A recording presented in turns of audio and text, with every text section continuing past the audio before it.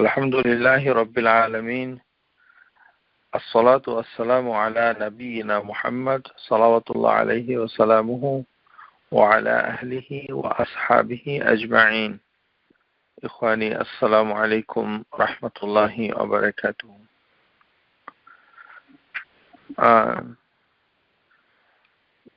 সম্মানিত ফেরেশতাদের সম্পর্কে আমরা যে আলোচনা করছিলাম, এর ভিতরে আমরা আজকে বিশেষ করে যে আলোচনাটা এখন হবে সেটি হচ্ছে সম্মানিত ফেরেশতাদের সিফাত এবং তার বৈশিষ্ট্য সম্পর্কে। তো এখান থেকে আমরা মূল যে বই, সেখান থেকে আমরা প্রথমে দেখব যে সরাসরি কি লেখা হয়েছে। সম্মানিত ফেরেশতাদের সিফাত এবং বৈশিষ্ট্য সমূহ মিন সিফাতিল, যে তার যে সিফাত সমূহ সিফাতুল মালাইকা, এটার ভেতরে প্রথমে বলা হয়েছে আল মালাইকাতু খালকি হাকিকি, মানে সম্মানিত ফেরেশতাগণ প্রকৃত সৃষ্ট জীব, মানে তাদেরকে সৃষ্টি করা হয়েছে। লাহুম আজসামু হাকিকা, তাদের একটা শরীর আছে। তাহলে সম্মানিত ফেরেশতাদের একটা শরীর আছে, এটা মানে, এবং মুতাসিফাতুল বিসিফাতিল খালকিহি খুলিকা হু, যে শরীর দিয়ে তাদেরকে গঠন করা হয়েছে। তাহলে সম্মানিত ফেরেশতাগণ শরীর বিশিষ্ট এক ধরনের সৃষ্টি, শরীর বিশিষ্ট। তাহলে এদের শরীর আছে, এবং সম্মানিত ফেরেশতাদের সম্পর্কে আল্লাহ তাবারক ওয়া তাআলা হাতের কথা উল্লেখ করেছেন। যেমন হাত, এটা একটা অঙ্গ।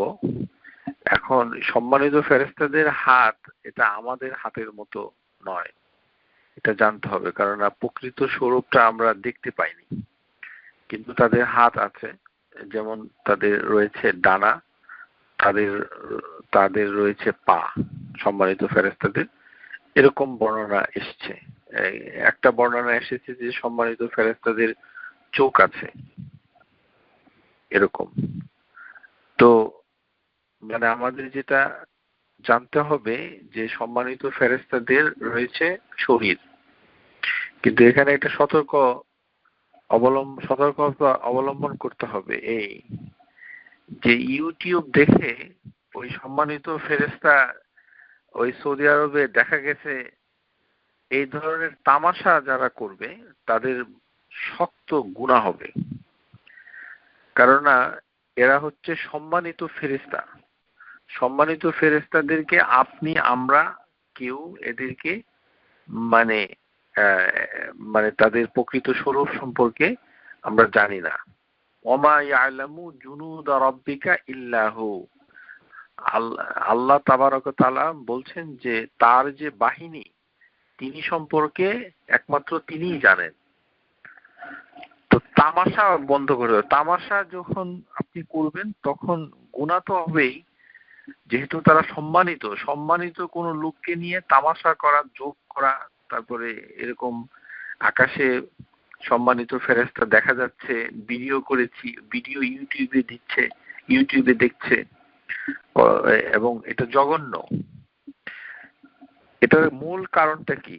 মূল কারণটা হচ্ছে যে যা আমরা খালি চোখে দেখি, সেটা মানুষের আকারই হোক অথবা অন্য কোনো আকারই হোক, ওই দেখা বস্তুটা যে সম্মানিত ফেরেশতা, এটা জানতে হলে আপনাকে ওয়াহী ছাড়া সম্ভব নয়। ওয়াহী ছাড়া, মানে নবী সাল্লাল্লাহু আলাইহি ওয়াসাল্লামের সাথে সাহাবীরা যারা ছিলেন, তারা যখন দেখেছেন প্রথমে বুঝতে পারেননি, কিন্তু নবী সাল্লাল্লাহু আলাইহি ওয়াসাল্লাম তাদেরকে খবর দেওয়ার পর তারা বুঝতে পেরেছে যাকে আমরা দেখেছি তিনি মানে সম্মানিত ফেরেশতা ছিলেন। তো এখন কি আমাদের কোনো নবী রাসূল আছেন যিনি ওহী পান না? তো ইউটিউবের ভিতরে, মানে এটা ইউটিউবটার কথা বলছি, ইউটিউব হচ্ছে শাকের করাত। দোজখে জাহান্নামে যাওয়ার জন্য ইউটিউব যথেষ্ট, আবার জান্নাতে যাওয়ার জন্য ইউটিউব অনেক ভালো কাজ করে। যেমন অনেক সুন্দর বক্তৃতা আছে, ইসলামী বক্তৃতা, সেগুলো শুনতে পারে, কারোর জ্ঞান অর্জন হবে সঠিক পথে। আর কারোর আকীদাকে নষ্ট করতে গেলে সেগুলো মানে আছে। তাহলে সম্মানিত ফেরেশতাদের রয়েছে বিশাল মানে শরীর, এবং সেই শরীরের যে গুণ সেগুলো আমরা দেখতে পাই না, আমরা জানি না। এটা আল্লাহ ভালো জানে, কারণ আল্লাহ ছাড়া আর কেউ তাদের শরীর সম্পর্কে জ্ঞান রাখে না। এটা আমাদের একটা বিষয়, এটা জানতে হবে। 2 নম্বর হচ্ছে আজমুল খালাকাহুম, এই সম্মানিত সৃষ্টি ফেরেশতাদের সৃষ্টি হচ্ছে অত্যন্ত সুমহান, বিশাল। ওয়াদাহাকামা আজসামাহুম, তাদের শরীরও বিশাল, বিশাল আকৃতির শরীর। তাহলে আসলে সম্মানিত ফেরেশতাগণ বিশাল আকৃতির, এটা ক্ষুদ্র না। তাহলে কেন বিশাল আকৃতির? খালাকাল্লাহু সুবহানাহু ওয়া তাআলা ওয়াল মালায়েকা আলা সুরু আযীমা, তিনি শক্তিশালী এবং বড় আকৃতির। সুরু আযীমা কাবিয়াতুন তালিকুন বিআমালিহিম জালিলা আল্লাতী কুল্লাহুম বিহা ফিস সামাওয়াতি ওয়াল আরদ, যে হেভেন, ঊর্ধ্বলোক বা হেভেনের এবং পৃথিবীর মাঝখানে যে বিশাল বিশাল কাজ, কর্মকাণ্ড যেগুলো করা হচ্ছে, সেই কাজের দায়িত্ব সংযুক্ত হয়েছে শক্তিশালী আযীমাতুন কাবিয়াতুন। তার মানে একজন সম্মানিত ফেরেশতা আযীমা, উনি বিশাল আকৃতিতে, মহান এবং কাবিয়া, প্রচন্ড শক্তিশালী। এই তাহলে এই ধরনের মানে আকৃতি দেখে আল্লাহর বিশালত্ব, আল্লাহ তাবারক ওয়া তাআলা যে আযীম, তিনি যে কত মানে মহান অথবা বিশাল, সেটার একটা ধারণা মানুষ পেতে পারে, তার শক্তি আল্লাহ তাবারক ওয়া তাআলার। তো সম্মানিত ফেরেশতাদের এরকম তাদের শক্তি এবং তাদের আকৃতি বিশাল। তারপরে 2 নম্বর হচ্ছে সম্মানিত ফেরেশতাদের জন্য রয়েছে আন্নালাহুম আজনাহা, তাদের রয়েছে ডানা, ডানা রয়েছে। তো বাংলাদেশে এক ধরনের ছবি পাওয়া যায় যে সম্মানিত ফেরেশতাদেরকে এক ধরনের ছবি দিয়ে মানে এরকম মাঠে বাজারে বিক্রি করে, এই কবুতরের ডানার মতো, তারপরে ওখানে একটা মানুষের মাথা দিয়ে দেয় ইত্যাদি। এই ধরনের ছবি এবং সম্মানিত ফেরেশতাদেরকে নিয়ে ঠাট্টা মশকরা, এগুলো মানে জঘন্য অপরাধ এবং পাপ। কারো যদি মানে শাস্তি পাওয়ার ইচ্ছা থাকে পরকালে, তাহলে তারা সে কাজ করতে পারে। সম্মানিত ফেরেশতাগণ হচ্ছে আল গাইব, অদৃশ্যের অধিবাসী, তাদেরকে আমরা দেখতে পাই না, অথবা তাদেরকে হয়তো আমরা দেখতে পাচ্ছি কিন্তু আমরা জানি না যে তিনি ফেরেশতা, সম্মানিত ফেরেশতা কিনা, কারণ ওয়াহী ছাড়া এটা বোঝা সম্ভব নয়, মানুষের পক্ষে সম্ভব নয়। তাহলে মানুষের পক্ষে যেটা সম্ভব নয়, সেটা আমরা যদি নিরূপণ করতে না পারি, তাহলে দেখলেই কি আর না দেখলেই কি, সেটাতে আমরা ঈমান এনেছি যে তারা এরকম বিশাল আকৃতির এবং তাদের রয়েছে প্রচন্ড শক্তিশালী এবং তাদের রয়েছে ডানা, ডানা রয়েছে, মানে এটি হচ্ছে আজনাহ, আজনাহ মানে ডানা। এখন এই ডানা এটা কিভাবে সংযুক্ত? এই ডানাটা কি পাখির মতো, নাকি না মানুষের 2 হাতের হাতটাই ডানা হয়ে? এগুলো কল্পনা করার দায়িত্ব আল্লাহ তাবারক ওয়া তাআলা আপনাকে আমাকে দেন নাই। এবং হাদিসের ভিতরে এরকম কোনো বর্ণনা আসে নাই যে ডানাটা কিভাবে সংযুক্ত। জানতে হবে যে আল্লাহ তাবারক ওয়া তাআলা সূরা ফাতির আয়াত নাম্বার 1, ওখানে আল্লাহ তাবারক ওয়া তাআলা বলেছেন, আলহামদুলিল্লাহ ফাতিরিস সামাওয়াতি ওয়াল আরদ জাইলিল মালাইকাতি রুসুলান। যে আল্লাহ তাবারক ওয়া তাআলা তিনি বলছেন যে প্রশংসা তো আল্লাহ একচ্ছত্র দাবিদার অথবা অধিকারী। তারপরে হচ্ছে তিনি হেভেন এবং পৃথিবীর কে প্রথমে সৃষ্টি করেছেন, আগে যেটা ছিল না। তারপরে তিনি জাইলিল মালাইকাতি রুসুলান, তিনি সম্মানিত ফেরেশতাদিগকে বার্তাবাহক করেছেন। জাইলিল মালাইকাতি রুসুলান উলিল আজনিহাতি, এবং তাদের রয়েছে আজনিহাতি মাসনা, দুইটি মানে ডানা, ও সুলাসা অথবা তিনটি, অথবা রুবুআ অথবা চারটি ডানা বিশিষ্ট, অথবা পাখা বিশিষ্ট। ইয়াজিদু ফি খালকি মা ইয়াশাউ ইন্নাল্লাহা আলা কুল্লি শাইইন কাদির। আল্লাহ তাবারক ওয়া তাআলা অত্যন্ত শক্তিশালী এবং তিনি সৃষ্টির উদ্দেশ্যে যেটা তিনি মাশিয়া করেন সেটাকে তিনি সৃষ্টি করেন। তাহলে 2, 3, 4 এই ধরনের ডানার সংখ্যা এসেছে। এই যে সংখ্যাগুলোকে বৈজ্ঞানিক ব্যাখ্যা দেওয়া যাবে না। যেমন সায়েন্টিফিক ফাইন্ডিং ইন আল কোরআন একটা বই রয়েছে, একজন বিজ্ঞানীর লেখা। এখন সেখানে তিনি বলেছেন যে এই সম্মানিত ফেরেশতাদের ডানা 2, 3, 4 কেন? তিনি বলেছেন যে এগুলি হচ্ছে ডাইমেনশন, প্রাকৃতিক শক্তি ছাড়া কিছু না। এগুলি হচ্ছে এক ধরনের প্রাকৃতিক শক্তি, যেমন গ্র্যাভিটেশনাল ফোর্স, কসমিক রে, অথবা মানে ইলেকট্রোম্যাগনেটিক রে, মাধ্যাকর্ষণ শক্তি ইত্যাদি। প্রাকৃতিক যে ফোর্স গুলো রয়েছে, শক্তিগুলো রয়েছে, এগুলোর ডাইমেনশন যে কিভাবে এটা মাপা যায়, এই জন্য আল্লাহ তাবারক ওয়া তাআলা 2, 3, 4 এর কথা বলছেন। এই ধরনের ব্যাখ্যা গ্রহণযোগ্য নয় এবং এটা আকীদার পরিপন্থী। আপনি ডানাকে ডাইমেনশনে রূপান্তর করতে পারেন না। কোরআনুল কারীমে যে জিনিসটা আপনি বুঝতে পারবেন সেটা আপনি বুঝবেন, সেটা হচ্ছে মালুম অথবা মারুফ, সুপরিচিত এবং আন্ডারস্টুড। আর যেটা বোঝা যায় না সেটা হচ্ছে আল গাইব। যেমন নাকের ভেতরে শয়তান গিট্টু মেরে থাকে, সহিহ হাদিসে এসেছে, এটা তামাশা করার জন্য নয়। যেমন মানুষের কানে শয়তান মানে প্রস্রাব করে দেয়, তো এটা সহিহ হাদিসের ভিতরে এসেছে।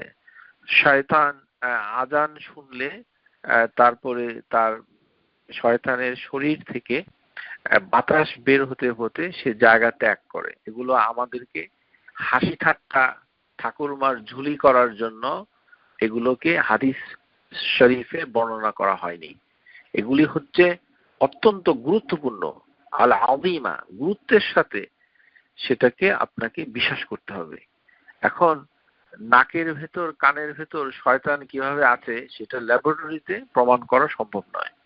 এটি হচ্ছে আনসিন, আল গাইব।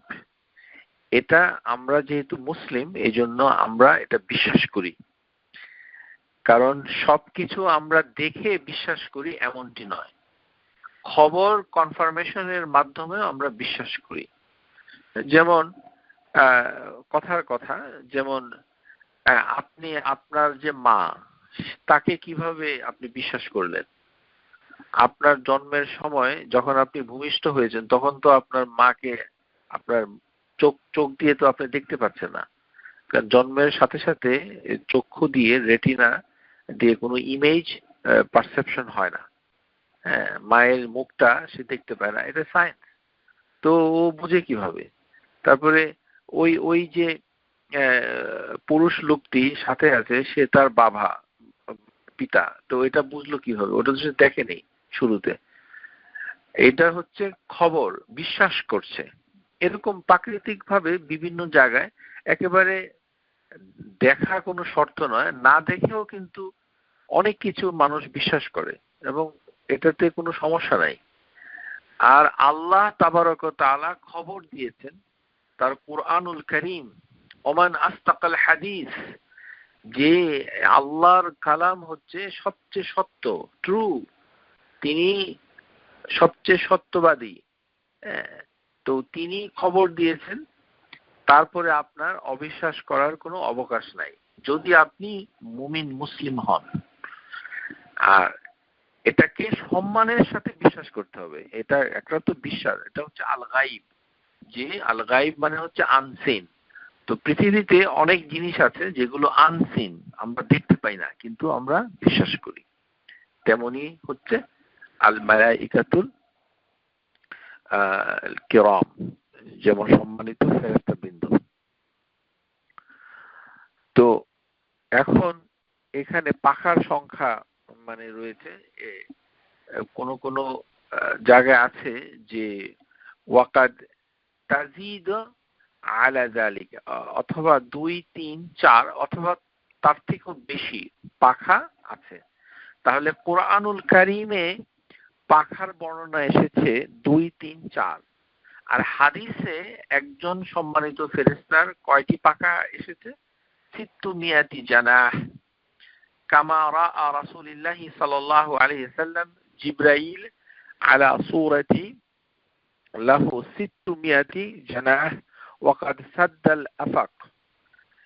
যে রাসূলুল্লাহ সাল্লাল্লাহু আলাইহি ওয়াসাল্লাম তিনি জিবরাইল আলাইহিস সালামকে তার পূর্ণ আকৃতিতে যখন দেখেছিলেন তখন তার ছিল 600 ডানা। 600 ডানা। এবং এই ডানার যে পরিধি, এতে ওয়াসাদ্দাল আফাক, দিগন্তের যে ফাঁকা জায়গাটা ছিল সেটাও পূরণ হয়েছিল, হ্যাঁ, ঢেকে গিয়েছিল। মানে দিগন্ত, ঊর্ধ্ব গগন, যেটা হেভেনের সাথে পৃথিবীর যে সংযোগ, সেটা একাকার হয়েছিল যখন আমাদের রাসূলুল্লাহ সাল্লাল্লাহু আলাইহি সাল্লাম জিবরাইল আলাইহিস সালামকে পূর্ণ আকৃতিতে দেখেছিলেন। তার রয়েছে 600 ডানা। তাহলে আমরা দেখতে পাচ্ছি যে হাদিস শরীফ থেকে আমরা ডানার সংখ্যা পাচ্ছি সর্বোচ্চ 600, জিবরাইল আলাইহিস সালাম। আর আল্লাহ তাবারক ওয়া তাআলা তিনি বলেছেন 2, 3 অথবা 4, এভাবে সংখ্যা। তাহলে সংখ্যা কোরআনুল কারীম অনুযায়ী কম, হাদিস অনুযায়ী অনেক বেশি হয়ে গেছে, সেটি হচ্ছে ডানা। তো আল্লাহ তাবারক ওয়া তাআলা এই জন্য মানে তিনি কোরআনুল কারীমে এই কথাটা কিন্তু তিনি ইঙ্গিত করেছেন, ওয়ায়াজিদু ফি খালকি মা ইয়াশা আল্লাহু ইন্নাল্লাহ, মানে ইয়াজিদু ফি খালকি, আল্লাহ তাবারাকা ওয়া তাআলা সৃষ্টির ভিতরে যদি চান তাহলে তিনি বৃদ্ধি করে দেন। যেমন জিবরাইল আলাইহিস সালামের ডানাকে তিনি বাড়িয়ে দিয়েছেন, কিন্তু স্বাভাবিকভাবে 2, 3, 4 ডানা, মানে 2, 2, 4, 4, 3, 3 এভাবে ডানাগুলো থাকে, হ্যাঁ, এরকম। তার মানে সম্মানিত ফেরেশতাদের ডানা সম্পর্কে কুরআনুল কারীমে মানে আয়াত এসেছে এবং হাদিসুস শরীফের ভিতরে সঠিক খবর এসেছে। সুতরাং ডানাগুলো মানে যখন আমরা এর সম্পর্কে জানবো বিস্তারিত, তখন আমরা আল্লাহর প্রশংসা করব তাবারক ওয়া তাআলা। তারপর যে কথাটা এসেছে আদামা হাজাতুহুম লিত্তাআম ওয়া শারাব, যে সম্মানিত ফেরেশতাগণ তারা খাবার অথবা পান, মানে কোনো পান তারা করেন না, মানে পানাহার, পান করেন না মানে পান খান না, না বাংলা ভাষা একটু সমস্যা হচ্ছে এখানে, হচ্ছে পান করা, অর্থাৎ পানি পান করা, মানে জল খাবার। হ্যাঁ, তো এটাতে সমস্যা হলো যে এটা ইংরেজিতে বেশি ভালো বাংলার থেকে, যেমন খাবার এবং পানীয় কোনোটাই তারা গ্রহণ করেন না। হ্যাঁ, এবং তাদের গ্রহণের কোনো বায়োলজিক্যাল নিড নাই। তাহলে শরীর থাকলেই তাকে খেতে হবে, তারপরে পান করতে হবে, এমনটি নয়। যেমন আল্লাহ তাবারক ওয়া তাআলা এত বিশাল বিশাল আকৃতির মালাইকা ফেরেশতা, সম্মানিত ফেরেশতাদেরকে সৃষ্টি করেছেন, যারা তাদের কোনো মানে খাবার এবং পানীয়দের কোনো প্রয়োজনীয়তা নাই। খালাকাল্লাহু সুবহানাহু ওয়া তাআলা আল মালাইকাতু লা ইয়াহতাজুনা ইলা তুআম ওয়া আশ-শারাব, যে তাদের এই খাবারের জন্য তারা মুখাপেক্ষী নন। খাবার পান করতে হবে এমনটি নয়, তারা সর্বক্ষণই কর্মঠ, এবং তাদের কোনো বিয়ে হয় না। ওয়ালা ইয়াতাজাওয়াজুন ওয়ালা ইয়াতানাসালুন, যে তাদের কোনো সন্তানও হয় না, রিপ্রোডিউস করছে না, এরকম। তো এটা হচ্ছে মানে তাদের এক ধরনের গুণাবলী, সিফাত, যেটা আমরা এই বইতে এই আলোচনাটা এসেছে। তারপরে সম্মানিত ফেরেশতাদের দুটো গুণ আছে, এটা খুবই গুরুত্বপূর্ণ। একটি হচ্ছে আল মালাইকাতুল আকালা দুল কুলুব, মানে সম্মানিত ফেরেশতাদের রয়েছে অন্তর, মানে তাদের একটা অন্তর রয়েছে, একটা মন রয়েছে। এটা খুবই একটা চমৎকার এবং খুবই মানে সফিস্টিকেটেড একটা ডেসক্রিপশন, যে সম্মানিত ফেরেশতাদের রয়েছে এক ধরনের অন্তর, জুল কুলুব, সুবহানাল্লাহ। তাদের অন্তর রয়েছে, আল্লাহ তাবারক ওয়া তাআলা তাদের একটা চিন্তা মনন শক্তি তাদের কে দিয়েছেন, যেটিকে বলা হচ্ছে মানে আকালা। তাদের একটা মানে থট প্রসেস রয়েছে। মালাইকাতুল মুকাররাবুন, মালাইকাতুল কিরাম, সম্মানিত ফেরেশতাগণ, তাদের রয়েছে আকল, মানে তাদের রয়েছে মানে থট প্রসেস, চিন্তা শক্তি, আর রয়েছে তাদের অন্তর। এটা গুরুত্বপূর্ণ, এটা অনেকেই হয়তো জানে না, যে তাদের নিজস্ব চিন্তা আছে, চিন্তা করে তারা কথা বলতে পারে। এবং তারা অন্তর দিয়ে সেটাকে মানে কোনো একটা গুরুত্বপূর্ণ বিষয়কে তারা অনুভব করে। তার মানে সম্মানিত ফেরেশতাগণ একটা সফিস্টিকেটেড মানে মেন্টাল প্রসেস তারা ধারণ করে, এবং সেই সাথে তাদের একটা ইন্টেলিজেন্স রয়েছে, এবং এটাতে তারা সেনসিটিভ, যে তারা একটা সাড়া দেয়। কাল্লামাহুল্লাহু ওয়া কাল্লামাহুম, আল্লাহ তাবারক ওয়া তাআলা সরাসরি সম্মানিত ফেরেশতাদের সাথে কথা বলেছেন, এবং তারা আল্লাহ তাবারক ওয়া তাআলার সাথেও কথা বলেছেন। তাহলে সম্মানিত ফেরেশতা তারা যে সম্মানিত হয়েছে, এটার একটা মৌলিক কারণ হচ্ছে যে তাদের সাথে আল্লাহ তাবারক ওয়া তাআলা কথা বলেছেন, আর তারাও আল্লাহ তাবারক ওয়া তাআলার সাথে কথা বলেছে। এই যে কর্মকাণ্ডটা হয়েছে বা হচ্ছে, এর কারণে তারা সম্মানিত ফেরেশতা হয়ে গেছেন, সুবহানাল্লাহ। কারণ সরাসরি কথা বলার সৌভাগ্য অনেক নবী রাসূলদেরই হয়নি। তো সেই ক্ষেত্রে সম্মানিত ফেরেশতাদের সেই সৌভাগ্য হয়েছে, এবং তাদের সেই মর্যাদা তারা প্রাপ্ত হয়েছে। ওয়াকাল্লামু আদামা ওয়া গায়রাহু মিন আম্বিয়া, এবং তারা মানে নবী এবং আদম আলাইহিস সালামদের সাথেও কথা বলেছেন। তাহলে বোঝা যাচ্ছে যে আল্লাহ তাবারক ওয়া তাআলার সাথে সরাসরি কথা বলাটা একটা সম্মানের বিষয়, এবং এই কারণে আল্লাহ তাবারক ওয়া তাআলা ফেরেশতাদেরকে সম্মানিত বলেছেন, মালাইকাতুল কিরাম। তাহলে আমরা যদি কোনো কাজ করি যেটা সম্মানিত ফেরেশতারা আমাদের কাজ নিয়ে আলোচনা করে, তাহলে এতে আমাদের সম্মানও বাড়বে, এবং আল্লাহ তাবারক ওয়া তাআলা আমাদেরকে ওই মর্যাদা দান করবে, যে যেহেতু তাদের কথা সম্মানিত ফেরেশতাগণ আলোচনা করছেন। এরকম আমরা সেটা আসবো ভবিষ্যতে আলোচনাতে, আপনারা আমাদের সাথে থাকবেন, যে আমরা দেখব যে কি কি কাজ করলে সম্মানিত ফেরেশতাগণ তারা মানুষের উপরে বদদোয়া করে, হ্যাঁ, মানে লানত করে অথবা বদদোয়া করে, যেটাই বাংলা ভাষায় যেটাই উপযুক্ত শব্দ সেটাই, কার্স করছে এরকম।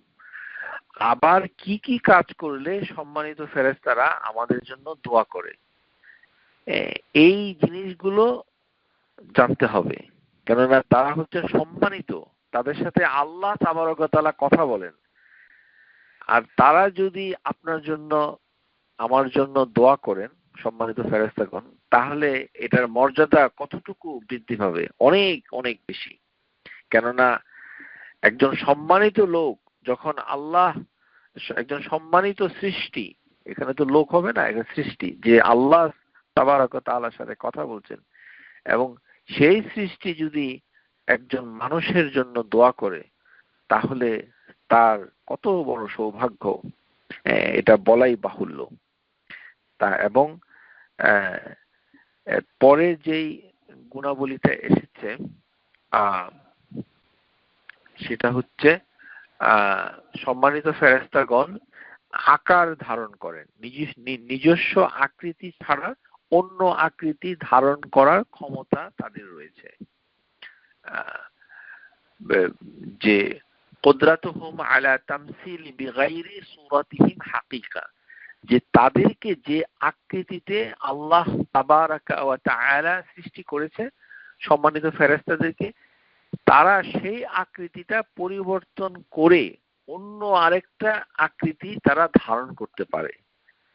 তো সাধারণত পুরুষের আকৃতি তারা ধারণ করে। ওয়াল মালাইকাতু কুদরাতুন আলা তুমাসসিলু বিসূরাতি যুকুর মিনাল বাশার, মানব সম্প্রদায়ের ভিতরে পুরুষের আকৃতি সম্মানিত ফেরেশতাগণ ধারণ করে, মেয়েদের আকৃতি ধারণ করে না। তাহলে সম্মানিত ফেরেশতাগণ পুরুষের আকৃতি ধারণ করে, কিন্তু মেয়েদের আকৃতি ধারণ করে না। এটি হচ্ছে মানে সম্মানিত ফেরেশতাদের একটি গুণ।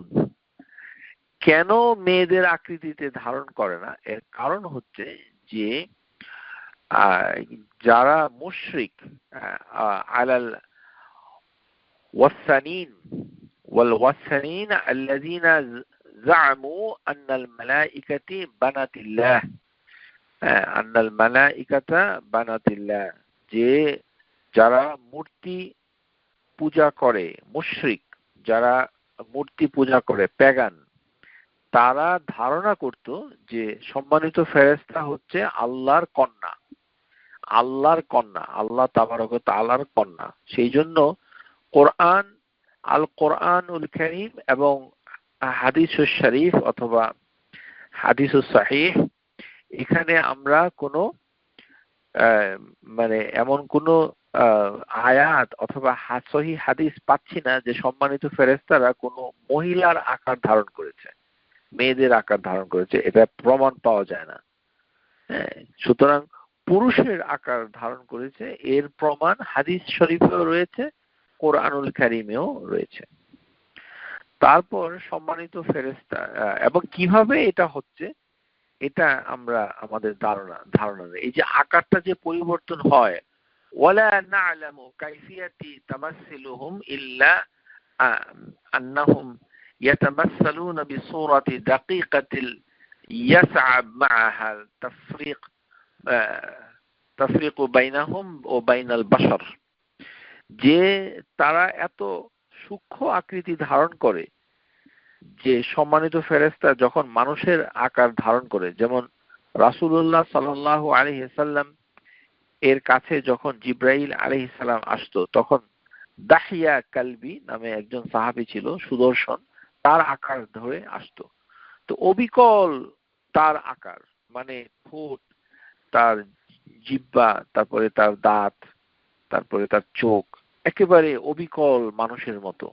অথচ কিন্তু সে আসলে সম্মানিত ফেরেশতা, সে কোনো খাবার খায় না, কোনো পানাহার সে পান করে না, এবং পানীয় মানে পান করছে না এবং খাচ্ছে না, এবং সে আল্লাহ তাবারক ওয়া তাআলার সৈন্যবাহিনীর একজন সদস্য, যার সম্পর্কে আল্লাহই ভালো জানেন, কিন্তু দেখতে একজন মানুষের মতো, এবং সেখান থেকে সূক্ষ্ম দৃষ্টিতে তাকে পৃথক করা সম্ভব নয়। তো এটা হাদিস শরীফের ভিতরে অনেক বর্ণনা এসেছে যে রাসূলুল্লাহ সাল্লাল্লাহু আলাইহি সাল্লাম এরকম জিবরাইল আলাইহিস সালামকে বিভিন্ন মানে মানবীয় আকৃতিতে দেখেছেন, অথবা বিভিন্ন ক্ষেত্রে সাহাবীদের সাথে যুদ্ধক্ষেত্রে তিনি সম্মানিত ফেরেশতাদেরকে দেখেছেন, কিন্তু সেটা ওহীর মাধ্যমে মানে এটা উপস্থাপন করা হয়েছে যে এই যে দেখা হচ্ছে তিনি হচ্ছেন সম্মানিত ফেরেশতা, তখন তারা জানতে পেরেছে। কিন্তু সাহাবী কোন মানুষের পক্ষে, এটা আবারও বলছি, কেন বলছি বারবার, যে আমাদের লেকচার শুনে তো কোনো লাভ নাই।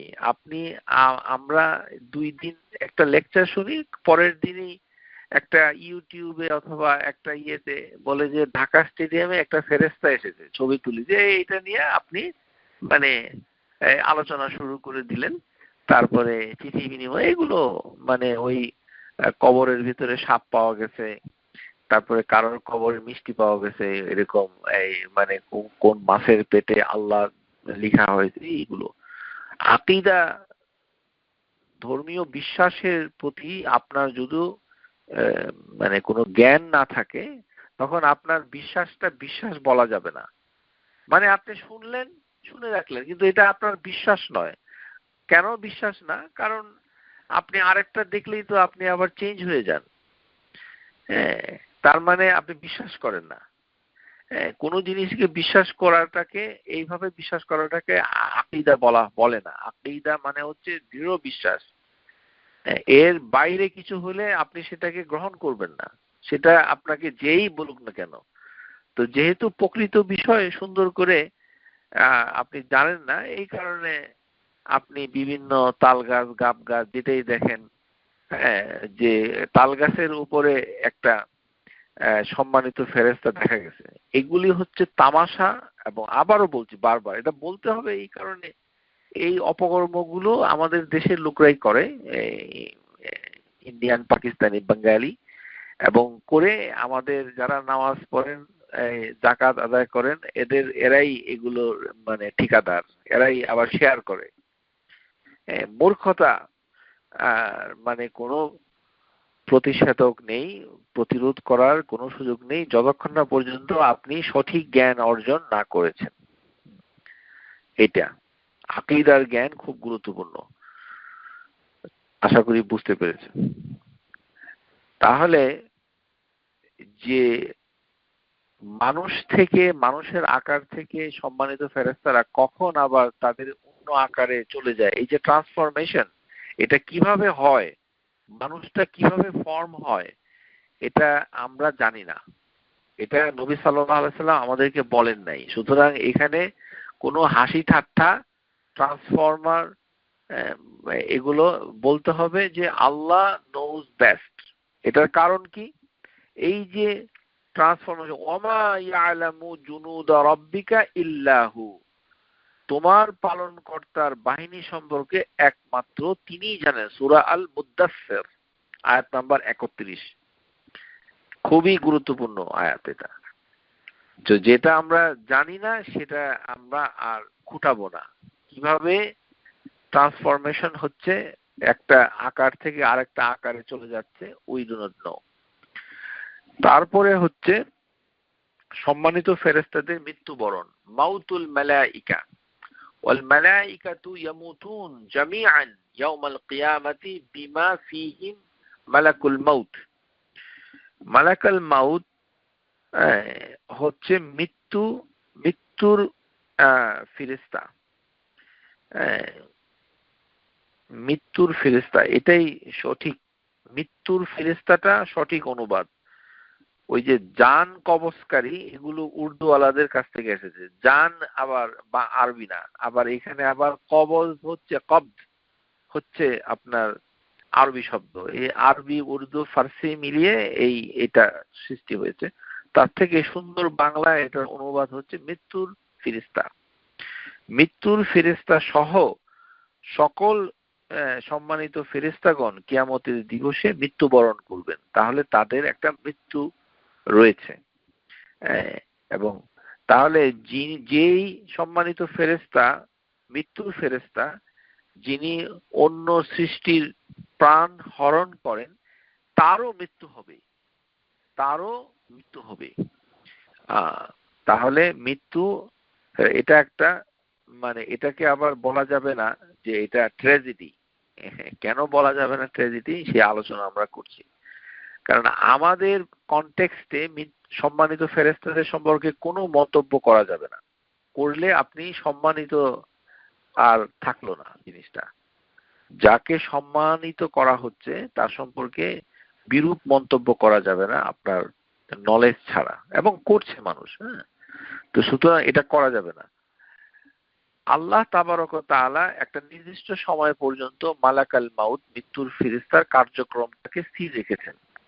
যখন তার কার্যক্রমটা শেষ হয়ে যাবে, আল্লাহ তাবারক ওয়া তাআলা ইউহয়ি ওয়া ইউমীত, মৃত্যুটা আসলে কে দেয়? ইউহয়ি ওয়া ইউমীত। হ্যাঁ, ইউহয়ি, আল্লাহ তাবারক ওয়া তাআলা মৃত্যু দান করেন এবং জীবন দান করেন। এটা আল্লাহ ইউহয়ি ওয়া ইউমীত, লা ইলাহা ইল্লাল্লাহ। সুতরাং মৃত্যু তো আল্লাহ তাবারক ওয়া তাআলা দিচ্ছেন। সুতরাং এটা সম্মানিত ফেরেশতা, মৃত্যুর ফেরেশতার মৌলিক কোনো কাজ নয় যে উনি একাই এই কাজটা করেন, মানে ওনার ক্ষমতার বলে। এবং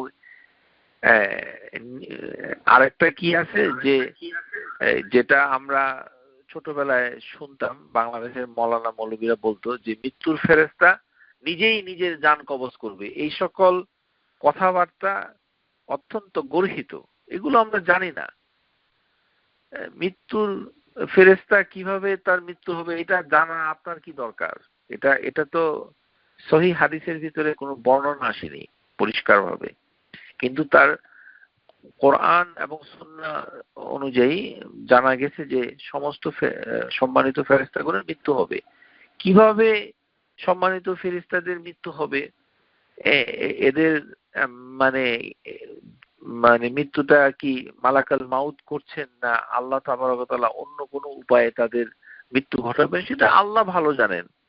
সেটা আমি জানি না। তো সুতরাং এটাকে অন্য কোনো চাঞ্চল্যকর কোনো কথায় চকমকায়। আমাদের সমস্যা হচ্ছে কি, আমরা প্রকৃত জিনিস বাংলাদেশের মানুষ জানে না, তবে ঠাকুরমার ঝুলির গল্প গুজব জানে, যেটাতে আপনার বিশ্বাসটা নষ্ট হয়ে যাবে। আপনাকে শাস্তি দেওয়া হবে আপনার এই ভুল বিশ্বাসের কারণে।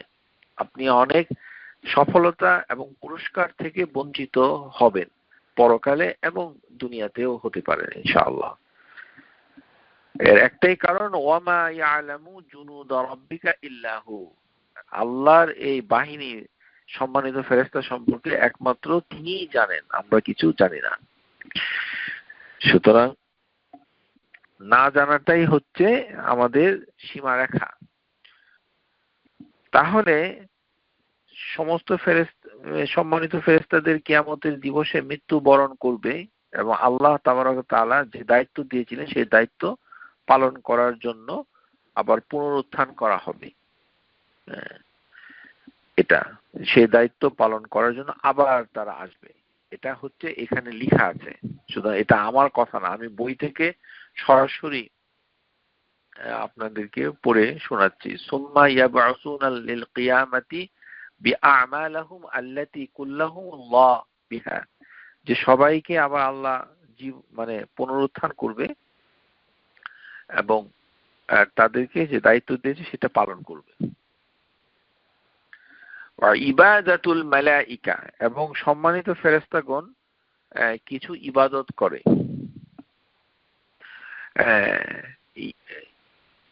ইয়াবুদুল মালাইকা মালাইকাতুল্লাহি তাআলা সুবহানাহু ওয়া তাআলা বিইবাদাত মিনহা, তারা আল্লাহর ইবাদত করেন সম্মানিত ফেরেশতাগণ। কি কি ইবাদত করেন এখানে নির্দিষ্ট করে মানে ইবাদত গুলাকে উল্লেখ করা হয়েছে। আন্তাজে ইবাদত বলা যাবে না। যে যেহেতু সম্মানিত ফেরেশতাগণ নামাজ পড়ে সুতরাং তারা যাকাত দেয়, এগুলো বলা যাবে না। এই জন্য জানতে হবে, আন্তাজে আপনাকে সতর্ক হতে হবে। আবারও বলছি যে এরা হচ্ছে সম্মানিত ফেরেশতা। সম্মানিত ফেরেশতা সম্পর্কে কোনো মন্তব্য করা গর্হিত কাজ, গুনার কাজ, শাস্তিযোগ্য অপরাধ, সেই শাস্তি দুনিয়াতে আমেরিকা কানাডা না হলেও কবরে গেলেই শুরু হবে ইনশাআল্লাহ, এতে কোনো সন্দেহ নাই। একজন সম্মানিত সৃষ্টিকে আপনি অসম্মানিত করেছেন, আর আল্লাহ তাবারক ওয়া তাআলা আপনাকে আদর করবেন, স্নেহ করবেন? কখনোই নয়, আপনাকে শাস্তি দিবেন। সুতরাং তাদের ইবাদত গুলোকে মন ইচ্ছা মতে বলা যাবে না। ইবাদত গুলো সীমিত। একটা হচ্ছে as-সালাত, নামাজ পড়া, আর দোয়া, তারা দোয়া করে। তাহলে সম্মানিত ফেরেশতারা নামাজ পড়ে এবং তারা দোয়া করে, ওয়া তাসবিহ, এবং তারা তাসবিহ করে, ওয়া রুকু', তারা রুকু করে, ওয়া সুজুদ, তারা সিজদা করে, ওয়াল খাউফ, তারা আল্লাহকে ভয় পায়, ওয়া খাশিয়া ওয়াল মুহাব্বা, এবং তারা ভয়ে কাঁপতে থাকে। ও খাশিয়া, ভয় তো আছেই, আর খাশিয়া হচ্ছে ভীত সন্ত্রস্ত। একটা হচ্ছে ভয়, খাউফ, যেমন আপনার করোনাটা এটা হচ্ছে খাউফ, মানে ভয়। আর আরেকটা হচ্ছে খাশিয়া, এমন ভয় যে এখনই হয়তো আপনার সব শেষ হয়ে যাবে। যে যখন আপনি এরকম ভয়ের সম্মুখীন, যেমন আপনি একটি বাঘের সামনে গেলেন, অথবা একটা অসুস্থ অবস্থায় পড়ে গেলেন, অথবা একটা বিপদগ্রস্ত হলেন, এরকম ভয়, এবং সেই ভয়ে আপনার অন্তর কেঁপে উঠেছে। হাসিয়া ওয়াল মুহাব্বা, এবং ভালোবাসা, যে লাইক করে। কারণ আমরা আগে কি বলেছি, সম্মানিত ফেরেশতাদের রয়েছে কি জুল কুলুব, তাদের রয়েছে অন্তর, এবং তাদের রয়েছে আকালা।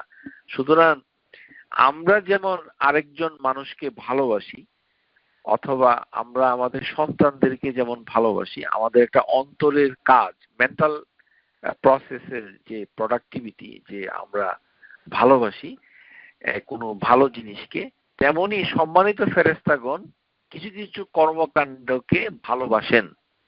সুবহানাল্লাহ। এবং সেই অ্যাবিলিটি, সেই সামর্থ্যটা আল্লাহ তাবারক ওয়া তাআলা সম্মানিত ফেরেশতাদেরকে দিয়েছেন, এবং সেটা হচ্ছে তাদের জন্য ইবাদত।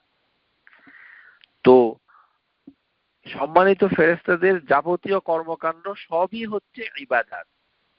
তারা আল্লাহর ইবাদত ছাড়া অন্য কিছু করে না।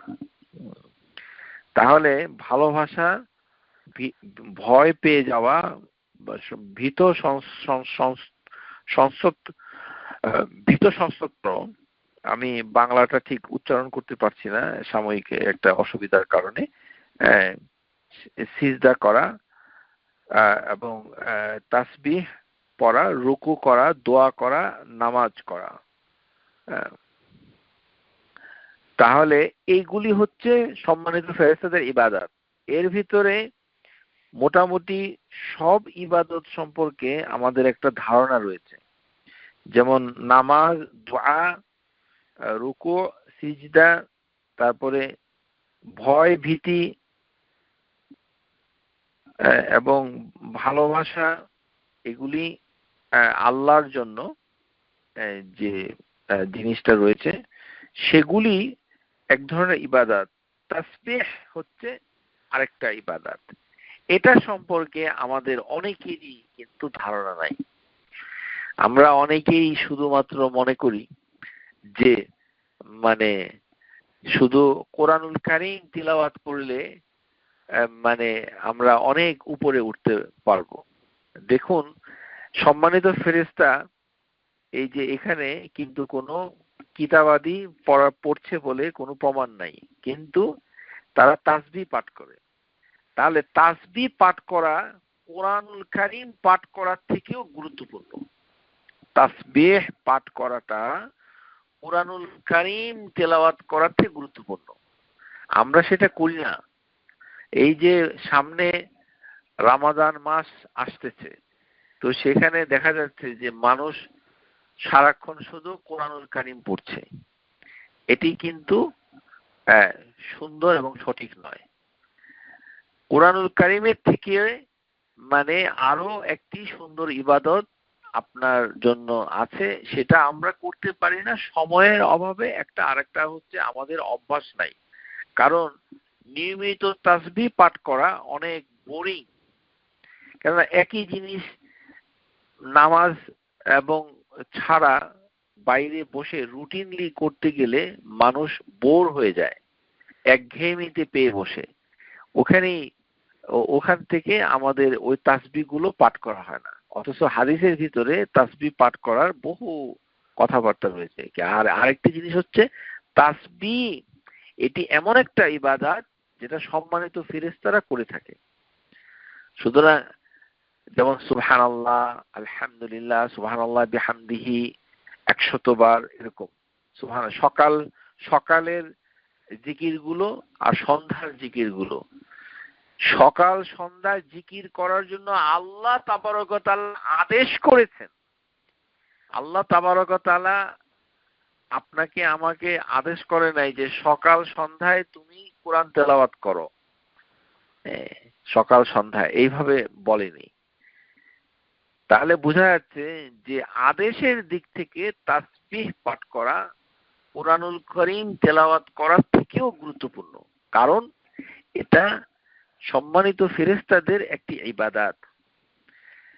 আর এটা অভ্যাস যেহেতু নাই এবং আমরা সময়ের অভাবে যেহেতু করতে পারি না, এই কারণে রোজার মাসে এটার একটা অনুশীলন করার দরকার রয়েছে। আমরা একেবারে সহিহ হাদিস দেখাতে পারবো না যে কোরআনুল কারীম থেকে এটা বেশি শ্রেষ্ঠ অথবা কোরআনুল কারীম শ্রেষ্ঠ তাসবিহ থেকে, এমনটি নয়। এখানে দেখতে হবে যে তাসবিহ পাঠ করার হুকুম করেছেন স্বয়ং আল্লাহ তাবারক ওয়া তাআলা, এবং সেটা হচ্ছে সকাল সন্ধ্যা। যে সকালটা শুরু হবে হচ্ছে ফজরের নামাজের পর থেকে নিয়ে সূর্য ওঠার আগ পর্যন্ত, ইফতার। আর সন্ধ্যাটা হচ্ছে ওই ইফতারের পরে নয়, সন্ধ্যাটা হচ্ছে আসরের নামাজের পর থেকে শুরু করে সূর্য অস্ত যাওয়ার আগ পর্যন্ত, কাবলা গুরুবিশ শামস। এই যে সময়টা, তখন এই সময়টাতে আপনার তাসবিহ পাঠ করার কথা আল্লাহ তাবারক ওয়া তাআলা বলেছেন। অনেকবার বলেছেন। 2, রাসূলুল্লাহ সাল্লাল্লাহু আলাইহি সাল্লাম তিনি সর্বদাই এটা করতেন। তাসবিহগুলো সকাল সন্ধ্যার তাসবিহ এত গুরুত্বপূর্ণ যে এই সকাল সন্ধ্যার তাসবিহগুলো মানে আসরের নামাজের পরে। আর এটার কারণটা কি?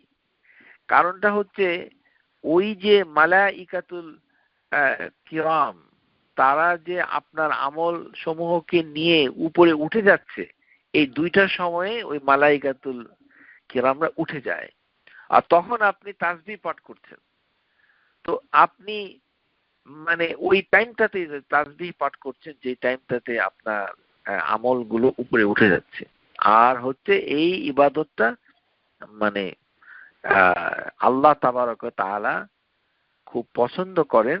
এই জন্য আল্লাহর নৈকট্য লাভকারী ফেরেশতাগণ, সম্মানিত ফেরেশতাগণ ছাড়াও তাবৎ সম্মানিত ফেরেশতা বৃন্দ এই তাসবিহ পাঠ করতে থাকে। সুবহানাল্লাহ। তাহলে নামাজ আর তাসবিহ পাঠ করা এটা খুবই গুরুত্বপূর্ণ দুটি ইবাদত। তো রোজার মাসে যেমন নামাজের একটি গুরুত্ব রয়েছে, তারাবির নামাজ বলে অতিরিক্ত আপনি করছেন, তেমনি আপনার তাসবিহ পাঠের আরেকটা কর্মসূচি আপনার থাকা খুবই জরুরি এটা। আর কোরআনুল কারীম রোজার মাসে তিলাওয়াত করবে, সেটা হচ্ছে রাতের বেলা যতটুকু সম্ভব হয়। কিন্তু এখানে সমস্যাটা সৃষ্টি হয়েছে যে আপনাকে খাতমা কোরআন করতে হবে। এই যে সমস্যা, এটা একটা মানব রচিত একটা সমস্যা। কারণ আপনি নিজেই নিজের একটা স্ট্যান্ডার্ড নির্ধারণ করেছেন যে আমি এরকম করব। তো তখন দেখা যায় যে বাস্তবে মানুষের পারিবারিক এবং সামাজিক জীবনে এবং পেশাগত জীবনে সময় বের করে ওঠা ওঠা অনেকেই উঠতে পারে না, ফলে তারা কোরআনুল কারীমকে এরকম খতম করতে পারে না দেখে ওই কাজগুলো আর করতে পারে। এটা সঠিক নয়। আপনাকে ইবাদতের গুণ দেখে সেই ইবাদতগুলো করতে হবে, তাসবিহগুলো করতে হবে। তাসবিহগুলো অবশ্যই, কারণ তাসবিহগুলো যে আমরা পারি না বেশি করে করতে, এটার একটা কারণ হচ্ছে যে যখন আমাদের মনটা বোরিং হয়ে যায়, একঘেয়েমিতে পেয়ে বসে, তখন শয়তান এসে আপনাকে ভুলিয়ে দেয়। হ্যাঁ, যে ঠিক আছে তুমি আজকে তাসবিহ পড়ো না, আজকে একটু গান শোনো। তো গান শুনলে দেখা যাবে যে মনটা খুব শান্ত হয়ে যায়, আরে তো এত সুন্দর গান, গানটা শুনলাম। তারপরে আস্তে আস্তে তাসবিহগুলো আর পড়া হয় না। তো রোজার মাসে যেহেতু শয়তান বড়গুলোকে বন্দি করে রাখা হয়, তাদের কর্মকাণ্ডটা অনেকটা সীমিত হয়ে পড়ে এবং শয়তানের প্রভাব অনেক কমে যায়। এই জন্য এটাকে আবার রিভাইভ করা সম্ভব, এই সকাল সন্ধ্যা তাসবিহ। সকাল সন্ধ্যা তাসবিহ কর্মসূচিটা, কারণ এটার জন্য সুবিধা হচ্ছে উযু করতে হচ্ছে না। তারপরে বিশেষ এক ধরনের মানে পজিশন নেওয়া, যেমন কোরআনুল কারীম, আমরা যে কোরআনুল কারীম তিলাওয়াত করি এর ভিতরে কিবলামুখী হয়ে কোরআনুল কারীম তেলাওয়াত করার কিন্তু সহিহ হাদিস আছে, অনেকেই জানে না। কোরআনুল কারীম তিলাওয়াত করার সময় আপনাকে আমাকে কিবলামুখী হয়ে তিলাওয়াত করা উত্তম, এবং হাদিস আছে। তাহলে কোরআনুল কারীমের জন্য যত ধরনের কঠিন কঠিন শর্তাবলী রয়েছে, তাসবিহ পাঠ করার ক্ষেত্রে সেটা নাই। আপনি শুয়ে শুয়ে তাসবিহ পাঠ করতে পারেন, বসে করতে পারেন, গাড়িতে করতে পারেন, রান্না বান্না করার সময় করতে পারেন, কাজের সময় করতে পারেন, এবং এই ইবাদতটা সম্মানিত ফেরেশতারা করেন। আপনি যখন এই ইবাদতটা করবেন, সম্মানিত ফেরেশতারা এটা লিখে রাখছে যে তাদের ইবাদতটা আপনি করছেন, তখন সম্মানিত ফেরেশতা আপনাকে ভালোবাসবে, যে দেখবে যে আমরা যে ইবাদতটা করছি নিষ্ঠার সাথে, সেই ইবাদতটা আপনিও করছেন। তাতে আপনাকে আপনার মর্যাদা বেড়ে যাবে এবং আপনি আল্লাহর নৈকট্য লাভে আরো অনেক দূর এগিয়ে গেলেন। তাহলে এই হচ্ছে মানে ফেরেশতা, সম্মানিত ফেরেশতাদের সিফাতগুলো। এখন আরেকটি বিষয় যেটি রয়েছে, যে এই যে সম্মানিত ফেরেশতারা যেটা মানে ডক্টর ওমর আল আশকার তার কিতাবের ভিতরে, যেটা হচ্ছে angels, world of noble angels, আল আলাম মালাইকাতুল কারীম, তো এখানে তিনি সম্মানিত ফেরেশতাদের সম্পর্কে তিনি কিছু সিফাত আলোচনা করেছেন। সেটা আমরা একটু দেখব যে তিনি কিভাবে আলোচনা করেছেন। এটা তো তিনি আলোচনা করেছেন এমন ভাবে, যেটা আমরা আগের ক্লাসে আলোচনা করেছি, তো সংক্ষেপে যেটা বলতে চাচ্ছি যে সূরা আবাসা বিআইদি সাফারা কিরামিন বারারা। কিরামুন আর বারারাতুন হচ্ছে, তারা হচ্ছে সম্মানিত, অনারেবল, এবং তারা হচ্ছে ওবিডিয়েন্ট, সেটা আমরা আলোচনা করেছি। এটার মানে হচ্ছে যে সুফারা, সুফারা শব্দটা হচ্ছে বার্তাবাহক, হ্যাঁ, মানে ইমিশারি। আপনি একটা স্পেশাল মিশন নিয়ে যে কাজে কাউকে যখন পাঠানো হয় তখন বলা হয় সুফারা। তো মালাইকা, সম্মানিত ফেরেশতারা একটা বিশেষ মিশন নিয়ে তারা কাজে নামে, সেই জন্য তাদেরকে বলা হচ্ছে সাফারা, বহু বচনে মালাইকা সাফির, তারা একটা কাজে থাকে। এটা এই জন্য সম্মানিত ফেরেশতারা মানে আল্লাহ তাবারক ওয়া তাআলা তাদেরকে সৃষ্টি করেছেন ওয়া আখলাকাহুম, তাদের একটা চরিত্র রয়েছে, সেই চরিত্রটা কি উত্তম চরিত্র। আরেকটা হচ্ছে আফআলাহুম, তাদের যে কাজ, বিররাতুন ও তাহিরা ও কামালা, যে পরিপূর্ণ পবিত্রতা। তাহলে সম্মানিত ফেরেশতাদের একটা গুণ হচ্ছে তারা সব সময় তাহিরাতুন কামিলা, তাহিরাতুন কামিলা, তারা পিওর, একেবারে পিওর, তাহিরাতুন কামিলা। মানে আপনি সারাক্ষণ যদি মানে চেষ্টা করবেন যে সব সময়, যদি যেমন রাতের বেলা আপনি যদি উজু করে ঘুমিয়ে পড়েন, তাহলে সম্মানিত ফেরেশতা আপনার কাছেই থাকছে। কারণ কি? কারণ তারা হচ্ছে সম্মানিত ফেরেশতারা সেটাই ভালোবাসে যেই গুণটা তাদের আছে। এই জন্য এইভাবে সম্মানিত ফেরেশতাদের সিফাত দেখে আপনি তাদের সাথে কানেক্ট হতে পারেন। সেই জন্যই আমরা এগুলো আলোচনা করছি একটু বিস্তারিতভাবে, যে কেন তাসবিহ পাঠ করাটা গুরুত্বপূর্ণ কুরআনুল কারীম পড়ার থেকেও। দুটোই মহান ইবাদত, কিন্তু তাসবিহ রয়েছে মারাত্মক গুরুত্ব। কারণ আল্লাহ এটাকে আদেশ করেছেন। আরেকটি হচ্ছে রাসূলুল্লাহ সাল্লাল্লাহু আলাইহি সাল্লাম তিনি সর্বদা করতেন। আর ৩ নাম্বার হচ্ছে যে মালাইকাতুল কিরাম এই কাজটা করেন।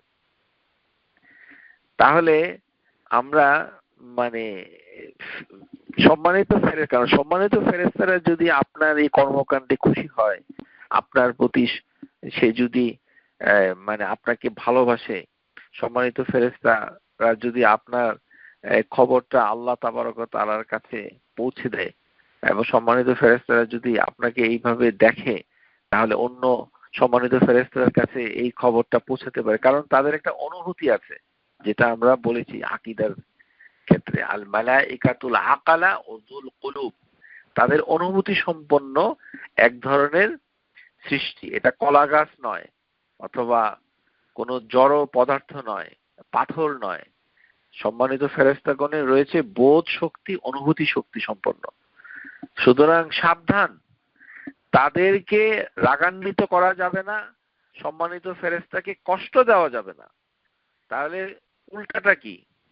যদি কোনো সৃষ্টিকে আপনি কষ্ট না দেন, তাদেরকে যদি রাগিয়ে না দেন, তাহলে উল্টাটা কি?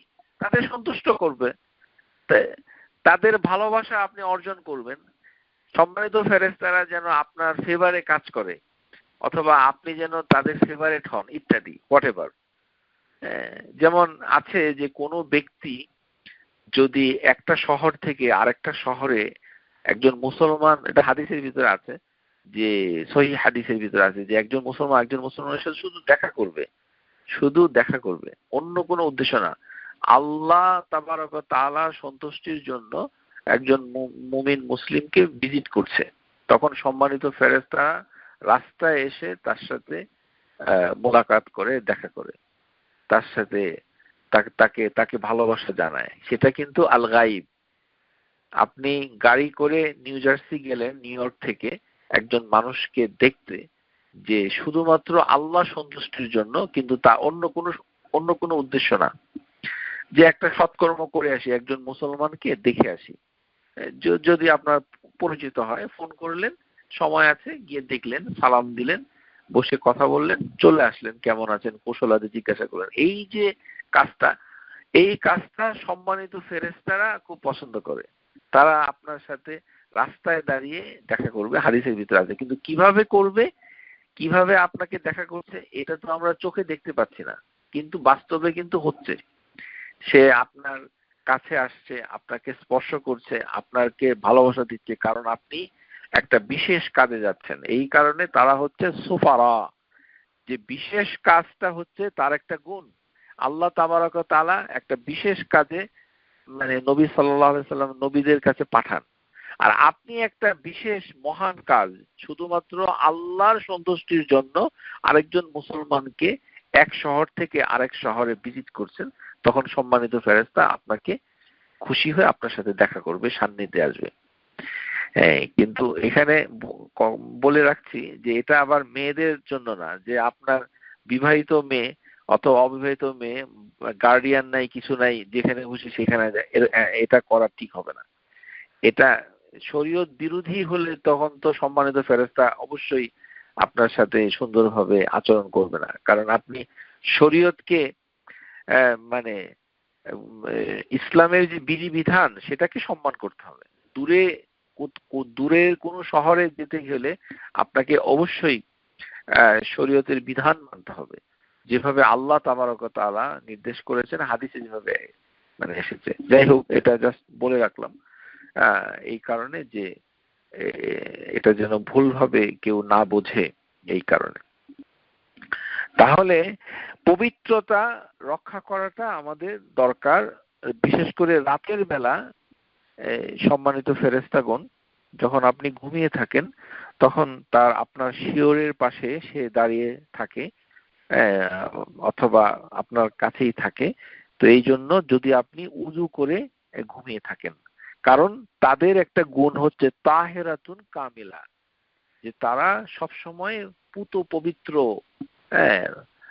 তাহের হয়ে থাকেন, তারপরে মানে পারফেক্টলি থাকে। আরেকটা হচ্ছে আফআলাহুম বিরুল্লাহ, তারা হচ্ছে তাকওয়াদারি, মানে যেটা মানে বেরাতুন, যেটা হচ্ছে ওবিডিয়েন্ট, আল্লাহর আনুগত্যে সব সময় নিজেকে সমর্পণ করা হচ্ছে বিররাতুন, এবং পিতামাতার আনুগত্যে সাড়া দেওয়া বিররুন, বিররুল ওয়ালিদাইন। একটা হচ্ছে বিররু লিল্লাহি তাআলা, আল্লাহর জন্য আনুগত্য প্রকাশ করা, আরেকটা হচ্ছে পিতামাতার জন্য আনুগত্য প্রকাশ করা। এটাও একটা ইবাদত, এটাও বিররুল ওয়ালিদাইন, পিতামাতার আনুগত্য করা, তারপর ইত্যাদি। তো এগুলো সম্মানিত ফেরেশতাগণ এদের মানে যে এরা ওবিডিয়েন্ট, তারাও নিজেকে সমর্পণ করে বিররুন, এবং তারা সবসময় পুত পবিত্র থাকে।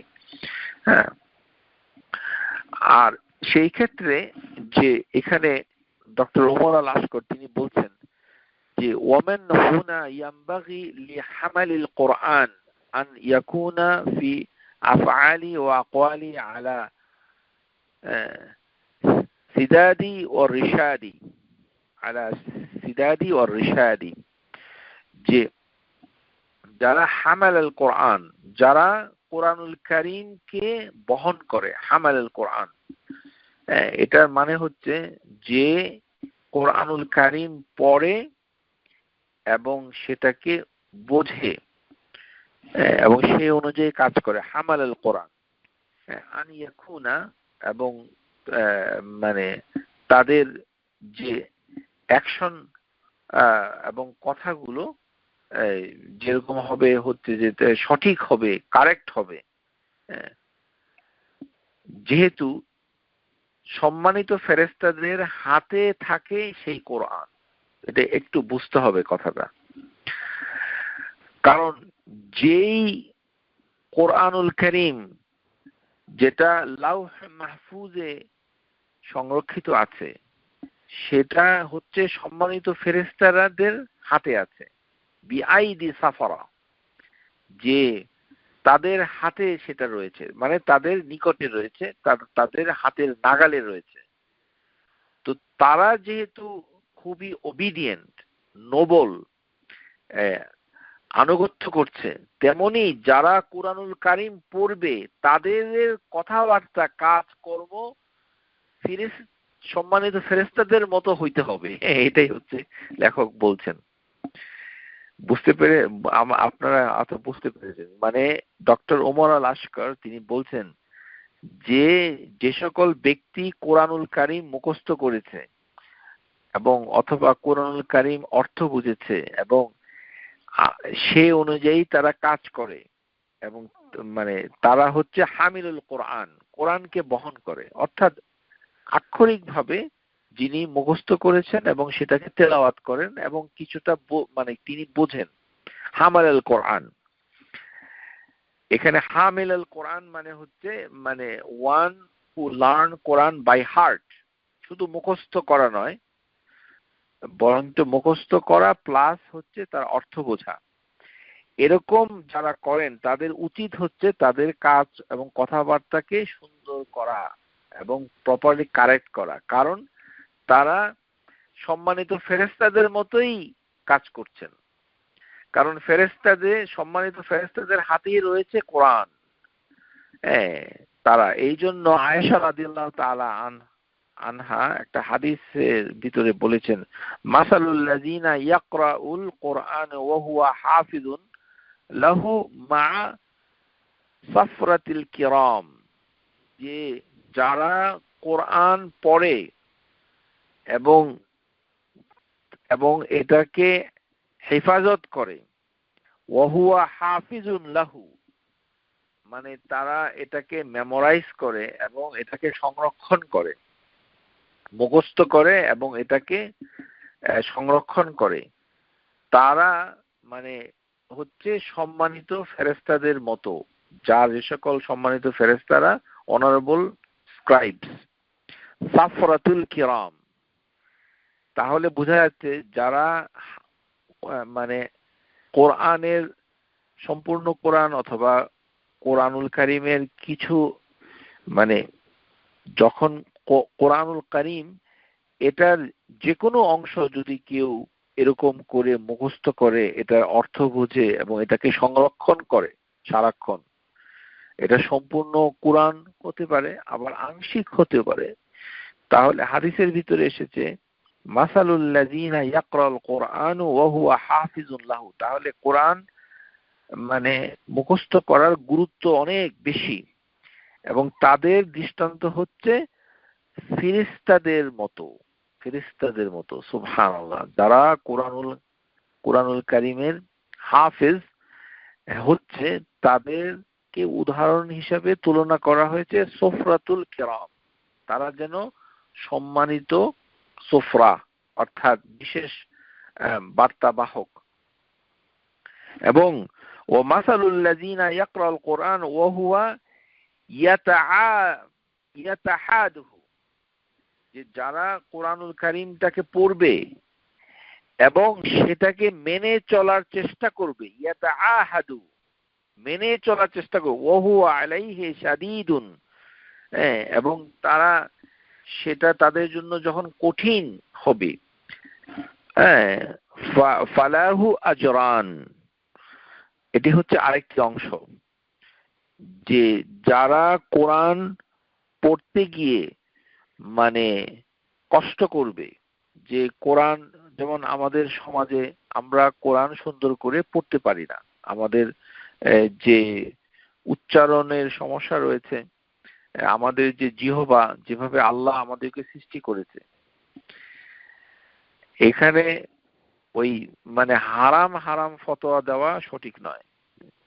এটা প্রথমে জানতে হবে, এত সহজে হারাম হয় না।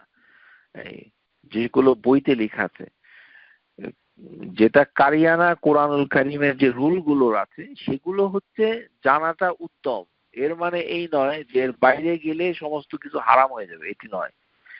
আপনি চেষ্টা করছেন সুন্দরভাবে কোরআনুল কারীম তেলাওয়াত করতে, সেজন্য চেষ্টার জন্য আপনার জন্য রয়েছে দুইটি পুরস্কার, একটা হচ্ছে মানে পড়ার জন্য পুরস্কার, আরেকটা হচ্ছে চেষ্টার জন্য পুরস্কার।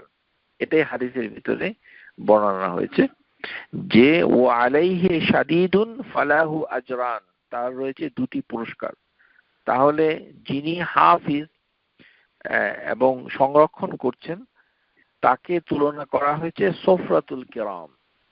তাহলে ওই হাফিজ যিনি কোরআনুল কারীমকে মুখস্থ করেছেন তারও উচিত কোরআনের নির্দেশগুলোকে মেনে চলা, কিন্তু কোরআনের নির্দেশ কিভাবে মেনে চলবে, সে তো নির্দেশ সম্পর্কে কোনো জ্ঞান অর্জন করেনি। জ্ঞান অর্জন করতে হবে, তার করা উচিত। এই কথাটাই লেখক বলছেন যে উচিত, যেহেতু সে সম্মানিত ফেরেশতাদের মতো হয়ে গেছে, তাহলে তার কাজ এবং কথা দুটো জিনিস, আফআলাহু ওয়া আকওয়ালাহু, তা এটা কিন্তু মানে আমাদের সমাজে বিরল। কেননা আমাদের ভাষাগত যে ব্যারিয়ার রয়েছে সেটাকে অতিক্রম করে আমাদের সমাজের হাফিজ বৃন্দ তারা এটার অর্থ তেমনটি বোঝেন না, অথবা এবং সেই হুকুমগুলো মানার চেষ্টা করেন না, অথবা মানতে সমর্থ হন না। কিন্তু তাদের উচিত এটা করা, কারণ তাদেরকে তুলনা করা হয়েছে সম্মানিত ফেরেশতাদের। মাসালুল লাযিনা ইয়াকরাউল কুরআন ওয়া হুয়া হাফিজুল লাহু। এই হাদিসটা দিয়ে প্রমাণ হয় যে কোরআনুল কারীমের হেফজ যারা করেছে তাদের মর্যাদা অনেক বেশি, অনেক বেশি। কারণ তারা হচ্ছে সুফরাতুল কিরাম। যেমন আল্লাহ তাবারক ওয়া তাআলা বলেছেন বিআইদি সাফারাতিন কিরামিন বারারা, যে তারা হচ্ছে সম্মানিত হয়েছে এই কারণে যে তাদের হাতে রয়েছে কোরআন। সম্মানিত আল্লাহ তাবারক ওয়া তাআলা করে দিয়েছেন। এখন আমরা আরেকটি গুণাবলী ডক্টর উমর আল আশকর আলোচনা করেছেন, সেটি হচ্ছে ইস্তিহায়াতুল মালাইকা, যে মানে সম্মানিত ফেরেশতাগণ লজ্জা পান, সম্মানিত ফেরেশতাগণ লজ্জা পান, modesty of the angel, modesty, ইস্তিহায়াতুল মালাইকা। তাহলে সম্মানিত ফেরেশতাগণ রাগ করেন, এটা তাদের গুণ নয়, বরঞ্চ তারা লজ্জা পান, এটা তাদের একটা গুণ, মডেস্টি, ইস্তিহায়া। তো এটা হচ্ছে সম্মানিত ফেরেশতাদের একটা আখলাক, আখলাকুল মালাইকাতু আল্লাতী আখবারনা রাসূলুল্লাহ সাল্লাল্লাহু আলাইহি ওয়াসাল্লাম আল হায়াউ, লজ্জা পাওয়া, মডেস্টি, এটা অত্যন্ত গুরুত্বপূর্ণ।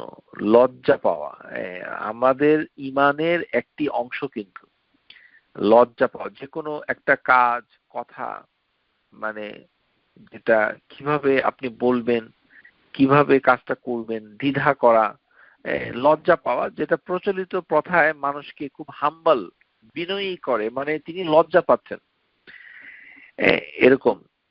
তো এটি কিন্তু শুরবাতুল ঈমান, ঈমানের একটি অংশ, এবং এটি সম্মানিত ফেরেশতাদেরও এই গুণটা রয়েছে। আয়েশা রাদিয়াল্লাহু তাআলা আনহা হাদিসের ভিতরে বলেছেন যে রাসূলুল্লাহ সাল্লাল্লাহু আলাইহি সাল্লাম তিনি তার বাসভবনে শুয়েছিলেন একবার, এবং তার মানে পা, তার যে পা, ও ফাখুজিহি ওয়া সাকিহি, তার উরুদেশ, থাই, অথবা তার যে পায়ের নলা, শিন, এটা আনকাভার্ড ছিল। তাহলে বোঝা যাচ্ছে যে বাসায় নবী সাল্লাল্লাহু আলাইহি সাল্লাম যখন বিশ্রাম করতেন, তখন তার পায়ের কাপড় কখনো কখনো উপরের দিকে উঠে যেত, এবং সেটা কতটুকু উঠতো সেটার বর্ণনা আয়েশা রাদিয়াল্লাহু তাআলা আনহা এখানে বলেছেন যে তার থাই পরিমাণ, অথবা তার মানে পুরো পা, হাঁটুর নিচ পর্যন্ত, কখনো কখনো হাঁটুর উপর পর্যন্ত।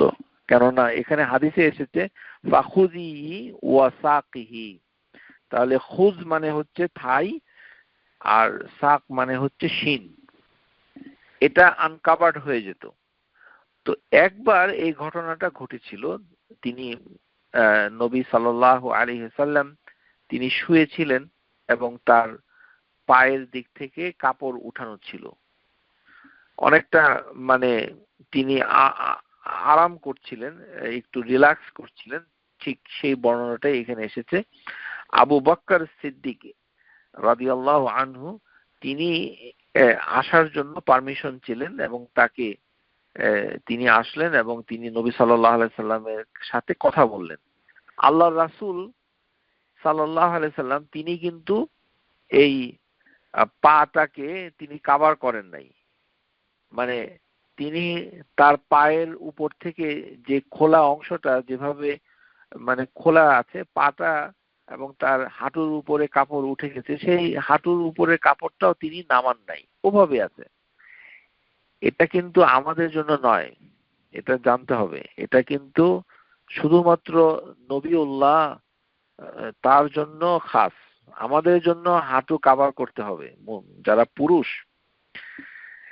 এখানে আবার বলতে হবে, এখানে আবার আমেরিকাতে দেখা যাচ্ছে যে আমাদের বিভিন্ন পার্টি হলে খুব হিজাব পরা মহিলা আর হাফ প্যান্ট পরা পুরুষ, আউযুবিল্লাহি মিনাশ শাইতানির রাজিম। কিসের হিজাব আর কিসের কি? এখানে হাফ প্যান্ট পরে বাঙালি হাফ প্যান্ট পরে, এই হচ্ছে বাঙালিদের অবস্থা। কারণ তারা আমেরিকায় এসেছেন, এখন কি করতে হবে? কুকুর পালন করতে হবে, বন্দুক কিনতে হবে, হাফ প্যান্ট পরতে হবে।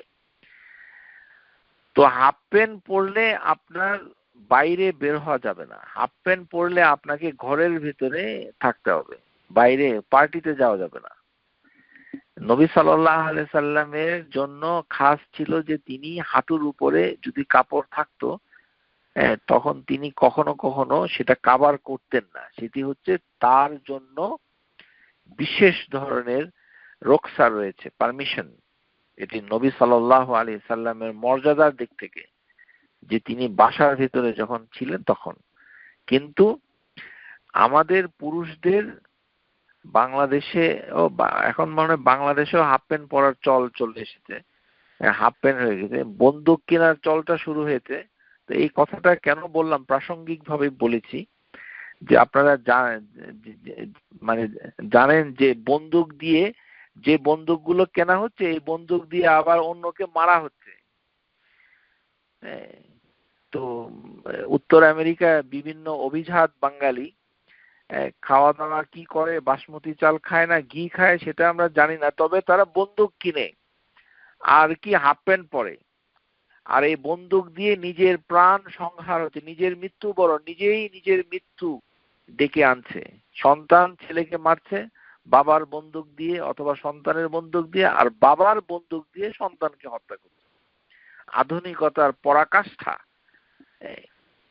তো হাফ প্যান্ট পরা যাবে না এই হাদিস শুনে।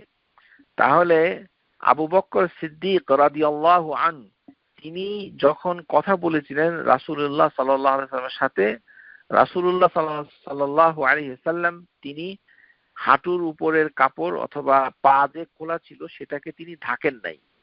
তারপর ওমর রাদিয়াল্লাহু তাআলা আনহু তিনি বাসায় আসলেন, পারমিশন নিলেন এবং তিনি তার সাথে কথা বললেন, তখনও তিনি কাপড় দিয়ে তার পাটা ঢাকেন নাই।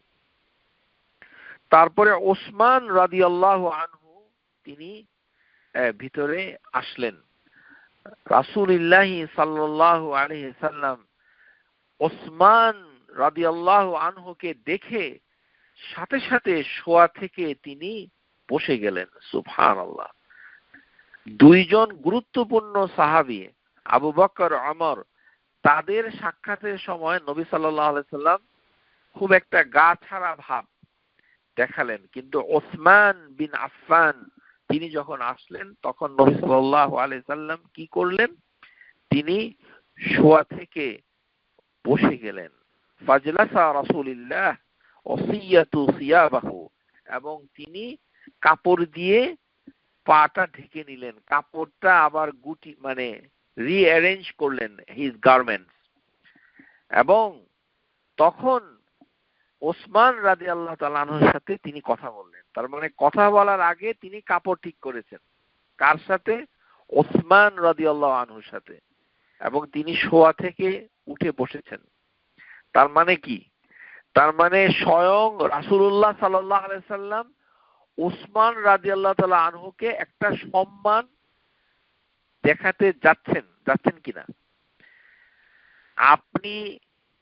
আপনি মনে করেন যে আপনার কাপড়টা একটু এলোমেলো হয়ে আপনি লিভিং রুমে অথবা আপনার বেডরুমে শুয়ে আছেন, পাত্তা দিচ্ছেন না, একজনে আসছে পাত্তা দিচ্ছেন না, দুইজন আসছে পাত্তা দিচ্ছে না, কিন্তু এমন একজন আসলো সাথে সাথে আপনি কাপড় টাপড় ঠিক করে শোয়া থেকে উঠে বসলেন। এটার মানেটা কি? এটার মানে হচ্ছে যিনি আপনার বেডরুমে প্রবেশ করেছে তাকে আপনি সম্মান করেন। নবী সাল্লাল্লাহু আলাইহি সাল্লাম আবু বকর সিদ্দিককে যে কথা বলার সময় সেটা করেন নাই, ওমর রাদিয়াল্লাহু তাআলা আনহুর সাথে করেন নাই, কিন্তু তিনি যখন ওসমান রাদিয়াল্লাহু তাআলা আনহুর সাথে তিনি আসলেন এবং তিনি সাথে সাথে উঠে বসলেন এবং নিজের অগোছালো কাপড়কে গুছিয়ে মানে রাখলেন, ঢেকে রাখলেন। তারপর মানে সে চলে গেল। এখানে আরেকটি আদব হচ্ছে যে নবী সাল্লাল্লাহু আলাইহি সাল্লামের বেডরুমে ঢুকে বেশিক্ষণ তারা মানে গল্প গুজব করতেন না, প্রয়োজনীয় কথা বলে তারা চলে যাচ্ছেন, এখানে সময় নষ্ট করছেন না, যেটা আমরা অনেকেই হয়তো করে থাকি, কিন্তু তারা করতেন না, তারা চলে গেলেন। তখন আয়েশা রাদিয়াল্লাহু তাআলা আনহা বা দাখালা ফাতাহাদ্দাস, তখন তিনি মানে খবর দিলেন, বললেন যে মানে আয়েশা রাদিয়াল্লাহু তাআলা আনহা বললেন যে আবু বকর সিদ্দিক মানে আসলেন, আপনি কিছু করলেন না। দাখালা আবু বকর। তাহলে আয়েশা রাদিয়াল্লাহু তাআলা আনহা নবী সাল্লাল্লাহু আলাইহি সাল্লামকে বললেন, ফালাম্মা খারাজা ক্বালাত আয়েশা, আয়েশা রাদিয়াল্লাহু তাআলা আনহা বললেন দাখালা আবু বকর। তাহলে বোঝা যাচ্ছে মেয়ে তার বাবার নাম ধরে ডাকতে পারে, এটা কোনো সমস্যা নাই। এই যে এখানে প্রমাণ, দাখালা আবু বকর। আয়েশা রাদিয়াল্লাহু তাআলা আনহা তার পিতাকে আব্বা না বলে সরাসরি বলছেন কি আবু বকর, তার পিতার নাম ধরে বলছেন, নবী সাল্লাল্লাহু আলাইহি সাল্লামকে বলছেন দাখালা আবু বকর। আবু বকর মানে এসেছিলেন, ফালাম তাহতাশ লাহু, এবং আপনি তেমন একটা গুরুত্ব দেন নাই। তারপর দাখালা ওয়ালাম তুবালিহি সুম্মা দাখালা ওমর, ওমর এসেছিলেন। যেহেতু আয়েশা রাদিয়াল্লাহু তাআলা আনহা এমন ভাবে কথাটা বলছেন, এটা ক্যাজুয়ালি স্বামী স্ত্রীর ভিতরে যে ধরনের কথা হয় ঠিক অনেকটা এই টোনে তিনি কথাটা বলছেন। ও দাখালা ওমর ফালাম তাহতাশা লাহু, আপনি কোনো তেমন একটা ভ্রুক্ষেপ করেননি। সুম্মা দাখালা ওসমান, কিন্তু ওসমান যখন আসলো ফাজালাসাত, আপনি বসে পড়লেন। ও সিয়াবাক, এবং আপনি আপনার পোশাকটাকে ঠিক করে দিলেন। এটার কারণটা কি? ফাকাল রাসূলুল্লাহ সাল্লাল্লাহু আলাইহি ওয়াসাল্লাম আলা আস্তাহি মিন রাজুলিন তাস্তাহি মিনহুল মালাইকা, আমি মানে ওই ব্যক্তির সম্পর্কে লজ্জা পাবো না যাকে দেখে ফেরেশতারা লজ্জা পায়। সুবহানাল্লাহ। উনি হচ্ছেন উসমান বিন আফফান রাদিয়াল্লাহু আনহু। তাহলে ওসমান হচ্ছে এমন একজন ব্যক্তি ছিলেন, সাহিবু জলিল, সাহাবী জলিল, যাকে দেখে ফেরেশতাগণ লজ্জা পেতেন। তাহলে এখান থেকে শিখার কি আছে? যে ফেরেশতা, সম্মানিত ফেরেশতা যে কাজটা করে সেই কাজটা করার চেষ্টা নবী সাল্লাল্লাহু আলাইহি ওয়াসাল্লাম নিজে করতেন। প্রথমে আসেন যে এটাতে একটা গুণ প্রমাণিত হয় যে সম্মানিত ফেরেশতারা কি করেন, তাদের লজ্জা বোধ আছে। তাহলে আপনারও লজ্জা বোধ থাকাটা দরকার। মনে করেন মানে আপনি একজন ব্যক্তি, তো আপনি প্রায় লজ্জা পান যে কিভাবে ওনার কাছে এটা চাই, কিভাবে এটা বলি, কিভাবে ওটা করি।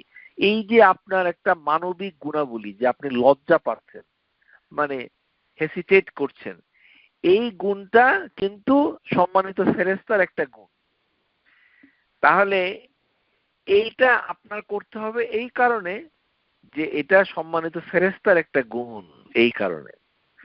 তো এটা তাহলে নবী সাল্লাল্লাহু আলাইহি সাল্লাম দেখতে পেলেন যে সম্মানিত ফেরেশতারা ওসমান বিন আফফানকে দেখে লজ্জা পায়। এই জন্য তিনিও ফেরেশতাদের ইমিটেট করতে গিয়ে নিজে ওসমান রাদিয়াল্লাহু তাআলা আনহু যখন ঘরের ভিতরে ঢুকলেন তখন তিনি লজ্জা পেলেন। তার মানে এই লজ্জা পাওয়াটা হচ্ছে ডেমনস্ট্রেশন।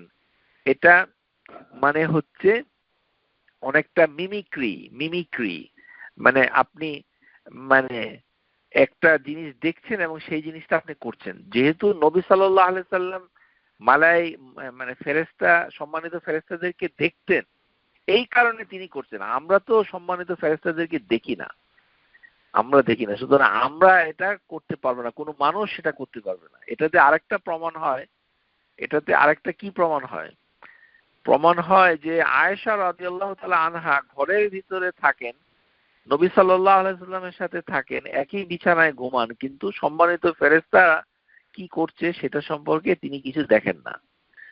নবী সাল্লাল্লাহু আলাইহি সাল্লাম যতক্ষণ না পর্যন্ত নিজ মুখ থেকে না বলেন, অর্থাৎ যখন ওসমান রাদিয়াল্লাহু আনহু ঘরের ভিতরে প্রবেশ করলেন এবং পারমিশন অনুমতি প্রাপ্ত হলেন, সাথে সাথে ওই ঘরের ভিতরে যে ফেরেশতা, সম্মানিত ফেরেশতাগণ ছিল, তারা লজ্জা পাওয়া শুরু করলো। সুবহানাল্লাহ। এবং সেই দৃশ্যটা নিজের চোখে দেখে নবী সাল্লাল্লাহু আলাইহি ওয়াসাল্লাম নিজেই লজ্জা পাচ্ছিলেন। মানে একটা লজ্জা দেখলে আরেকটা লজ্জা মানুষের লাগে না, অনেকটা এমন। তাহলে বোঝা যাচ্ছে যে লজ্জা পাওয়াটা ফেরেশতা, সম্মানিত ফেরেশতাদের একটা গুণ। এই গুণ অর্জন করা আপনার আমার জন্য খুবই জরুরি। এটা আমাদের ভিতরে থাকতে হবে। কারণ আল হায়াউ মিন শু'বাতুল ঈমান, এটি ঈমানের একটি অংশ। এটা একটা ভালো জিনিস। কারণ এটা তাহলে নবী সাল্লাল্লাহু আলাইহি সাল্লাম যেহেতু ফেরেশতা, সম্মানিত ফেরেশতা যে কাজটা করে সেই কাজটা তিনিও করার চেষ্টা করতেন। মানে এখানে রাসূলুল্লাহ সাল্লাল্লাহু আলাইহি সাল্লাম যদি ওসমান রাদিয়াল্লাহু তাআলা আনহুকে সম্মান না দেখাতেন, তাতে কোনো সমস্যা ছিল না। কারণ মর্যাদার দিক থেকে ওসমান রাদিয়াল্লাহু তাআলা আনহু হচ্ছে আবু বকর ওমরের পরে তার স্থান, মর্যাদার দিক থেকে, গুরুত্বের দিক থেকে, দারাজাতের দিক থেকে। কিন্তু তাকে সম্মানটা দেখাচ্ছেন, এটাকে ওভার ভ্যালিউড করছেন না। এটা হচ্ছে বোঝার ভুল। এখানে তিনি স্পেশাল কোনো কারণে এটা করছেন না। কেন করছেন?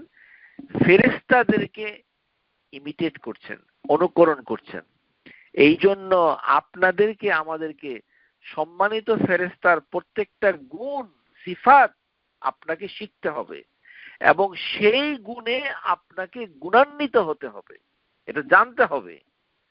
কেননা আল্লাহ বলেছেন তারা সম্মানিত। সুতরাং ওই সম্মানিত সৃষ্ট যেই মালাইকাতুল কিরাম, তাদের গুণাবলীগুলো আপনাকে অর্জন করলে সম্মানিত ফেরেশতারা আপনার সাথে একটা কানেকশন, একটা মানে সেতু বন্ধন, তাদের সাহচর্য এবং ইত্যাদি বিষয় যা আমরা আসবো। সম্মানিত ফেরেশতারা যেটা করছে সেটা হচ্ছে যে তারা আপনার জন্য ইস্তেগফার করবে, তারা আপনার জন্য দোয়া করবে, তারা আপনাকে পাহারা দিবে, ইত্যাদি নানান ধরনের কর্মসূচি তাদের রয়েছে। কিন্তু তার আগে আপনাকে আমাকে তারা যে কাজটা করে সেই কাজটা করার মানে যোগ্যতা অর্জন করতে হবে। ডক্টর ওমর আল আশকার এই আলোচনা করতে গিয়ে তিনি গুণাবলীকে দুই ভাগে ভাগ করেছেন। মানে একটা হচ্ছে তিনি বলেছেন সিফাত, আর আরেকটিকে তিনি বলেছেন হচ্ছে যে মানে কুদরাতুহুম আলা তাশকিল, মানে একটা এবিলিটি, কুদরা, যে সম্মানিত ফেরেশতাদের যে শক্তি, এটা সামর্থ্য, এবিলিটি, সেখানে তিনি পাঁচটা মানে সামর্থ্যের কথা মানে বলেছেন, মোট পাঁচটা সামর্থ্যের কথা বলেছেন। আমরা সেই মোট পাঁচটা সামর্থ্যের কথা প্রথমে আলোচনা করব। এটা আসলে গুণ, কিন্তু কি কারণে তিনি এইভাবে লিখেছেন এটা আমার জানা নাই, কিন্তু বইয়ের ভিতরে এভাবেই আছে। প্রথমে হচ্ছে তার কুদরাতাহুম, মানে সম্মানিত ফেরেশতা, এটা আমাদের দৃষ্টিতে এটা একটা গুণ। এভাবেই যদি আপনি শিখেন তাহলে আপনার জন্য ভালো। এক নাম্বার হচ্ছে তারা যে কোনো মানে ট্রান্সফরমেশন হতে পারে, তাশকিল, যে আল্লাহ তাবারক ওয়া তাআলা সম্মানিত ফেরেশতাদিগকে যে কোনো একটা ফরমেশনে ট্রান্সফরমেশন করতে পারে। এর উদাহরণ হিসেবে মানে বলা হয়েছে যে যখন মারিয়াম বিনতে ইমরান, মারিয়ামের কাছে যখন জিবরাইল আলাইহিস সালাম আসলেন, তখন তিনি একটি মানুষের আকার ধরে এসেছিলেন। ওয়াজকুর ফিল কিতাবি মারিয়ামা ইয ইনতাবাদাত মিন আহলিহা মাকানান শারকিয়্যা ফাত্তাখাযাত মিন দুনিহিম হিজাবান فأرسلنا إليها روحنا فتمثل لها بشرا সাবিয়্যা। তো আল্লাহ তাবারক ওয়া তাআলা বলছেন যে রূহ মানে যখন পাঠানো হলো, মানে অর্থাৎ জিবরাইল আলাইহিস সালাম, তখন তিনি ফাতামাসসালা লাহা বাশারান সাবিয়্যা, একেবারে পূর্ণ পুরুষের আকার ধারণ করে, মানুষের আকার ধারণ করে। এখানে বাশার মানে মানুষ, কিন্তু তাফসীরের ভিতরে বলা হয়েছে যে এটা মানে পুরুষের আকার ছিল, অর্থাৎ পুরুষ এভাবেই, কিন্তু শাব্দিক অর্থ থেকে ইঙ্গিত হচ্ছে এটা পুরুষ। বাশারান সাবিয়্যা, পরিপূর্ণভাবে একজন পুরুষ। তো এই জন্য মারিয়াম এরকম একটা অপরিচিত পুরুষ দেখে তিনি ভয় পেয়ে গেলেন। ক্বালাত ইন্নী আউযু বিররহমানি মিনক ইন কুনতা তাকিয়্যা। তাহলে আল্লাহ তাবারক ওয়া তাআলা বলে দিচ্ছেন যে মারিয়াম বিনতে ইমরানের মতো সারা পৃথিবীর, সারা সৃষ্টির সমস্ত মহিলাদের ভিতরে সর্বশ্রেষ্ঠ মহিলাদের অন্যতম মহিলা, সে নিজেই মালাইকা সম্মানিত ফেরেশতাকে দেখে চিনে না, সম্মানিত ফেরেশতা দেখে চিনতে পারে না। এই জন্য তিনি আউযু বিররহমান বলেছেন, আল্লাহর কাছে আশ্রয় চেয়েছেন। আর ইউটিউবে কিভাবে তারা চিনলো যে ওই মক্কা শরীফের ভিতরে সম্মানিত ফেরেশতাকে দেখা গেছে তারা আকাশে ঘুরপাক খাচ্ছে ইত্যাদি, এগুলোর একটা সিনেমা করে তারপরে ইউটিউবে দেয়, এগুলো জঘন্য গর্হিত কাজ। সম্মানিত ফেরেশতাদেরকে দেখা যায় না, আর তারা মানুষের আকার ধারণ করলেও সেটা আমরা চিনা যায় না, চিনতে পারা যায় না। এটা কোরআনুল কারীম দ্বারাই প্রমাণিত। তারা বিভিন্ন ধরনের ফর্ম নিয়ে আসে, যেমন ইব্রাহিম আলাইহিস সালামের কাছে যখন মানুষ আকারে মানে সম্মানিত ফেরেশতারা এসেছিলেন, তখন ইব্রাহিম আলাইহিস সালাম তাকে একটি বাছুর রোস্ট করে খাওয়াতে চেয়েছিলেন, মেহমানদারি করতে চেয়েছিলেন, কিন্তু তারা যখন খায় না তখন তিনি ভয় পেয়ে গেলেন। তখন ওই সম্মানিত ফেরেশতারা বললেন যে আমরা কিন্তু সম্মানিত ফেরেশতা। তেমনি রয়েছে মানে লূত আলাইহিস সালামের ক্ষেত্রেই, যে ইয়াং ম্যান হ্যান্ডসাম ফেস নিয়ে সম্মানিত ফেরেশতারা এসেছিলেন, এটা আমরা আলোচনা করেছি। তো এই জন্য তাদেরকে একটা মানে পরীক্ষা মানে উপকরণ হিসেবে আল্লাহ তাবারক ওয়া তাআলা একটা শহরে, সিটি অফ সরম, সেখানে পাঠিয়েছিলেন। ওয়ালাম্মা জাআত রুসুলুনা লুতান সিআ বিহিম ওয়াদাকা বিহিম, যে আমরা যখন আমাদের রসুলদেরকে লূত আলাইহিস সালামের কাছে প্রেরণ করলাম, তাহলে লূত আলাইহিস সালামের কাছে যে সকল সম্মানিত ফেরেশতাগণ গিয়েছিলেন তারা young man with handsome face, এইভাবে তারা গিয়ে তাফসীরের ভিতরে এটা এসেছে।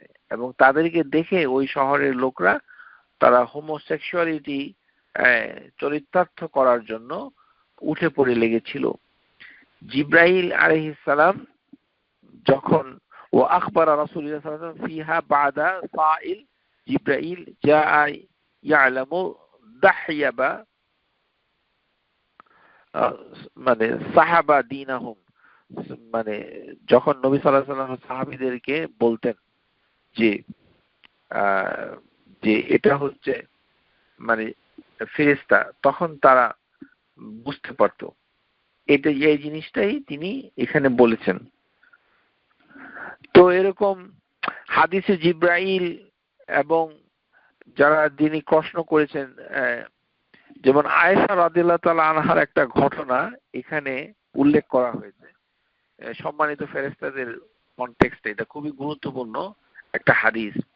ওরাআইতা আয়েশা রাসূলুল্লাহ সাল্লাল্লাহু আলাইহি ওয়াসাল্লাম ওয়াদাআন ইয়াদাইহি আলা মা'রুফাতিন ফিরাসি তাহিয়াতুল কালবি ইয়াকলামাহু, যে রাসূলুল্লাহ সাল্লাল্লাহু আলাইহি ওয়াসাল্লাম দাহিয়া আল কালবি, তার যে ঘোড়া ছিল সেই ঘোড়ার মাথায় হাত বুলিয়ে দিচ্ছিলেন কে?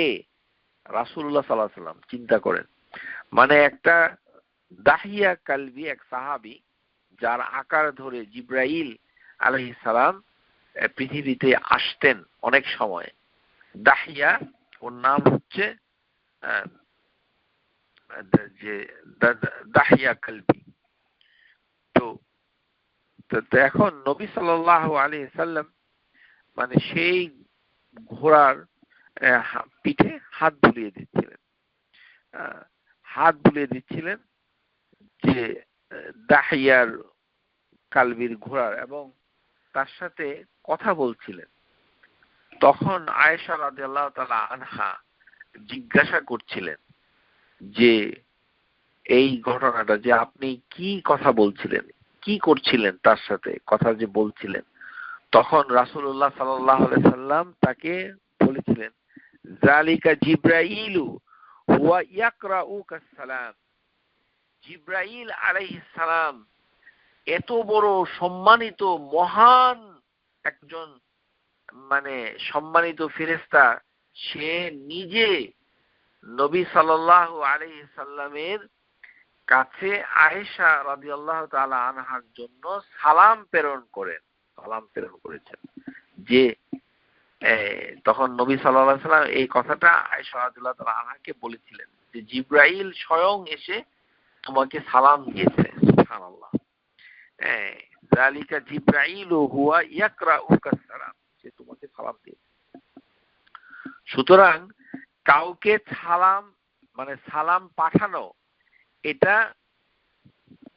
সম্মানিত ফেরেশতারও একটা কাজ। এখান থেকে শেখার কি আছে যে সম্মানিত ফেরেশতা জিব্রাইল আলাইহিস সালাম নবী সাল্লাল্লাহু আলাইহি সাল্লামের মাধ্যমে আয়েশা রাদিয়াল্লাহু তাআলা আনহার কাছে সালাম পাঠিয়েছেন। তো আমাদের সমাজে সালাম পাঠানোর রীতিটা অনেক কমে গেছে। সালাম পাঠানোর রীতিটা কি? সালাম পাঠানোর রীতি হচ্ছে একজন জ্ঞান্ত মানুষ যে কথাবার্তা বলে হাঁটতে আছে এরকম, মানে টেলিফোন অথবা চিঠি লিখে নয়, একজন মানুষকে সালামের দায়িত্ব দেওয়া, একজন মানুষকে যে হেঁটে আরেকটা জায়গায় যাবে, এটা হচ্ছে সালাম পাঠানোর রীতি। এখানে যদিও বাংলায় আমরা বলি সালাম পাঠিয়েছেন, অথবা আমরা বলছি যে আপনাকে সালাম দিয়েছেন, কিন্তু হাদিসের ভাষা অনুযায়ী সালামটা তারা পড়েছে ইয়াকরাউস সালাম। তাহলে মানুষকে সালাম পাঠানো এটা একটা ভালো কাজ, এটা স্বয়ং জিব্রাইল আলাইহিস সালাম করেছে। একজন সম্মানিত ফেরেশতা একটা কাজ করলে আপনি সেটা করবেন না? করবেন। এটাই হচ্ছে ফেরেশতাদের, সম্মানিত ফেরেশতাদের চরিত্র সম্পর্কে, তাদের আখলাক সম্পর্কে আপনার জ্ঞান অর্জন করা খুবই জরুরি। তো যখন আপনি সালামটা পাঠাবেন, তো সালামটা নিয়ে আপনি কি উত্তর দিবেন? তো এখানে চুপ করে থাকে আমাদের সমাজে। এই যখন এসে বলল যে ভাবি আপনাকে উনি সালাম দিয়েছেন, তো ভাবি তো মুস্কি হাসে, আর কিছু বলে না। তা আবার কি উত্তর হচ্ছে, ও আচ্ছা, এগুলি হচ্ছে উত্তর। ও আচ্ছা, তাই নাকি? ও, তিনি সালাম দিয়েছেন, এটা আবার উল্টা আবার বলে। এগুলি হচ্ছে অত্যন্ত জঘন্য, নির্লজ্জ এবং মূর্খতা, অজ্ঞতাপূর্ণ। কারণ আপনি আর আমি শিখি নাই কিভাবে পাঠানো সালামের উত্তর দিতে হয়। পাঠানো সালামের উত্তর দিতে হয় এভাবে, আলাইকা আলাইহিমুস সালাম। এরকম যখনই আপনাকে বলবে যে অমুক অমুক আপনাকে সালাম দিয়েছেন, তখন আপনি সাথে সাথে আপনার উপরে ওয়াজিব হচ্ছে, না দিলে আপনার গুনাহ হবে। আপনি যে বলছেন, মুস্কি হাসছেন, ও আচ্ছা তাই নাকি, ও আমাকে সালাম দিয়েছেন, বাহ বেশ তো, ইত্যাদি, আকাশের তারাগুনি, শাস্তি হবে, কারণ আপনি একটা ওয়াজিব তরক করেছেন না জানার কারণে। আপনাকে কি বলতে হবে? যিনি এই কথাটা আপনাকে বলেছেন তাকে শুনিয়ে বলতে হবে। এটা আরেকটা মানে বিষয়, তাকে শুনিয়ে বলতে হবে তাৎক্ষণিকভাবে, আলাইকা আলাইহিমুস সালাম। এটা হচ্ছে যারা সালাম পাঠায় তাদের প্রতি উত্তর। আলাইকা আলাইহিমুস সালাম। বুঝতে পেরেছেন? সুতরাং সালাম পাঠানোটা একটা ভালো কাজ, এবং এটি রাসূলুল্লাহ সাল্লাল্লাহু আলাইহি সাল্লাম বহন করে নিয়ে আয়েশা রাদিয়াল্লাহু তাআলা আনহাকে দিয়েছেন। এর জন্য কেউ যদি কারোর সালাম বহন করে, এটা সম্মানের হানি হয় না। কারণ আমাদের বাংলাদেশের যেই মানে কালচার, সংস্কৃতি, সেটা হচ্ছে অফিসার পিয়নের মাধ্যমে সালাম পাঠায়। আউযুবিল্লাহি মিনাশ শাইতানির রাজিম। মানে আমাদের একজন প্রফেসর ছিল মেডিকেল কলেজে, তো আমাদের একজন ম্যাডাম ছিল মেডিকেল কলেজে, তো একজন ম্যাডাম, একজন মানে স্যার, দুইজন হচ্ছে স্বামী স্ত্রী। তো ম্যাডাম এর পিয়ন দিয়ে যখন একটা কাজে স্যারের কাছে পিয়ন পাঠাতো, তখন পিয়নটা ক্লাসরুমে এসে বলতো যে স্যার, আপনাকে ম্যাডাম সালাম দিয়েছেন। তো এরকম করে, তাহলে আপনাকে সালাম পাঠানোর কাজটা শুধু পিয়নের কাজ, এটা মনে করাটা ঠিক নয়। এই জন্য এটা বলছি। সালাম আপনাকেও দিতে পারি, এটা আবার আপনি সম্মানের হানি, যে আচ্ছা আপনি ওনাকে আমার সালামটা পৌঁছে দিয়েন। তো আপনি আবার বললেন যে আমি কি পিয়ন? আমি কি আপনার সালাম দিয়েছে জিব্রাইল আলাইহিস সালাম, সেই সালামকে বহন করে নিয়ে এসেছে রাসূলুল্লাহ সাল্লাল্লাহু আলাইহি সাল্লাম, সমস্ত সৃষ্টির ভিতরে সবচেয়ে বেশি সম্মানিত, noble creation, not only human being but the noblest of the nobles. রাসূলুল্লাহ সাল্লাল্লাহু আলাইহি সাল্লাম তার ওয়াইফের জন্য সালাম ক্যারি করে নিয়ে এসেছে।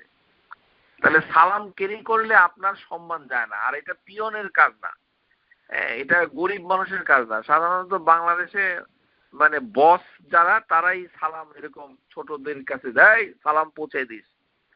আর ছোট একজন ব্যক্তি যদি সম্মানিত কাউকে বলে যে আপনি ওনাকে আমার পক্ষ থেকে সালাম পৌঁছে দিয়ে, বলে যে বেয়াদব, তোমার সালাম আমি পৌঁছাবো? আমি তোমার থেকে বয়সে বড় না?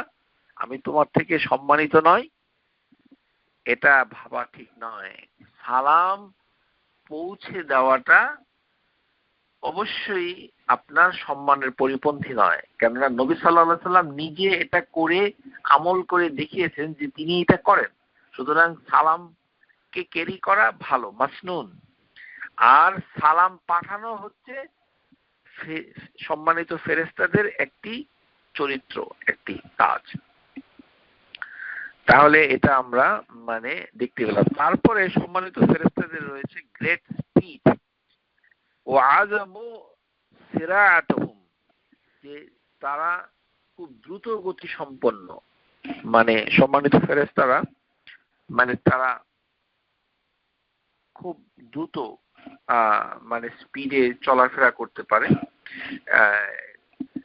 কারণ হচ্ছে যে এই যে কত গতি সম্পন্ন, সেটা আমরা বিচার করতে পারবো না। কারণ নবী সাল্লাল্লাহু আলাইহি সাল্লাম যখন ইসরা ওয়াল মিরাজে ট্রাভেল করেছেন, তখন তার সাথে জিব্রাইল আলাইহিস সালাম ট্রাভেল করেছেন। তো সুতরাং শুধু জানতে হবে যে এটা তাদের একটা গুণ হচ্ছে স্পিড। তারপরে সম্মানিত ফেরেশতাদের অনেক জ্ঞান অর্জন করা। তাহলে বোঝা যাচ্ছে জ্ঞান অর্জন করলে, জ্ঞানের বাহক হলে আপনি সম্মানিত হবেন, অথবা যারা জ্ঞান অর্জন করে, জ্ঞানকে অর্জন করে, তারা সম্মানিত। কারণ ফেরেশতারা সম্মানিত হয়েছে কারণ তাদের জ্ঞান হচ্ছে অনেক বেশি। কেন বেশি? শুধুমাত্র পরিমাণের দিক থেকেই যে তাদের জ্ঞান বেশি তা নয়, বরঞ্চ গুণগত জ্ঞান অনেক উত্তম। কারণটা কি? আল্লাহ তাবারক ওয়া তাআলা নিজে মালাইকাতুল কিরামদেরকে শিক্ষা দিয়েছেন, ওয়া আল্লামা আদামাল আসমাআ কুল্লাহা সুম্মা আরাদাহুম আলাল মালাইকাতি ফাকালা আনবিউনি বিআসমাই হাউলাই ইন কুনতুম সাদিকিন।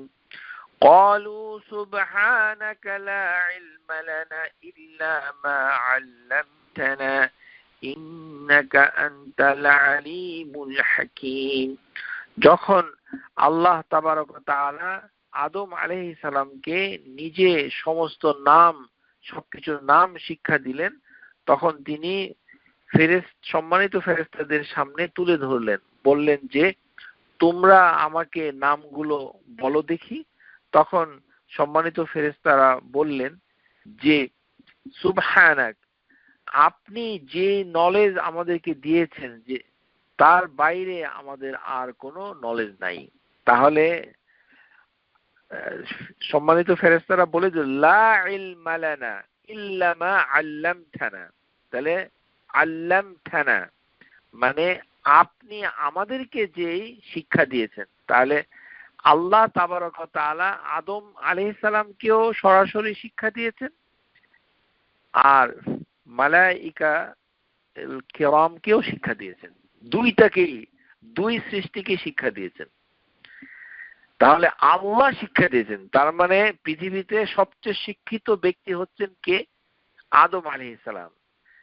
তার শিক্ষার সাথে কোনো শিক্ষাবিদ আর নাই। কারণ এডুকেশনের দিক থেকে আদম আলাইহিস সালাম থেকে টেকনোলজিক্যাল এডুকেশন বলুন, মানবিক সভ্যতার এডুকেশন বলুন, পৃথিবীতে যত ধরনের জ্ঞান রয়েছে সমস্ত সার্বিক জ্ঞানের প্রতিভু হচ্ছেন আদম আলাইহিস সালাম। কারণ তিনি স্বশিক্ষিত নন, তার রয়েছে এমন বিদ্যা যেটা আল্লাহ স্বয়ং তাবারাকা ওয়া তাআলা তাকে সৃষ্টি করার পর তারকে সেটি দিয়েছেন। কেননা আল্লাহ তাবারাকা ওয়া তাআলা বলছেন ওয়া আল্লামাল আদামাল আসমা।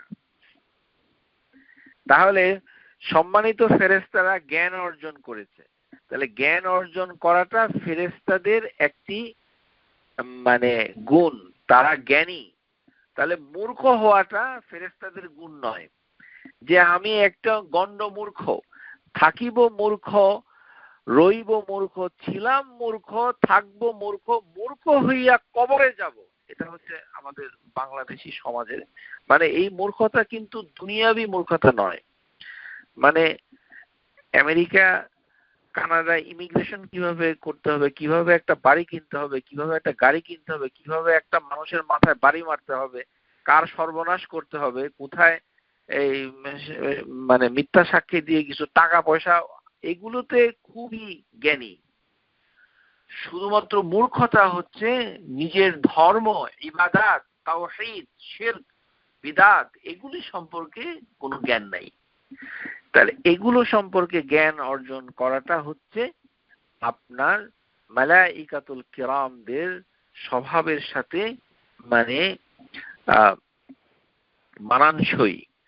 কারণ মালাইকাতুল মুকাররামদের মানে কি রয়েছে, তাদের রয়েছে অনেক জ্ঞান।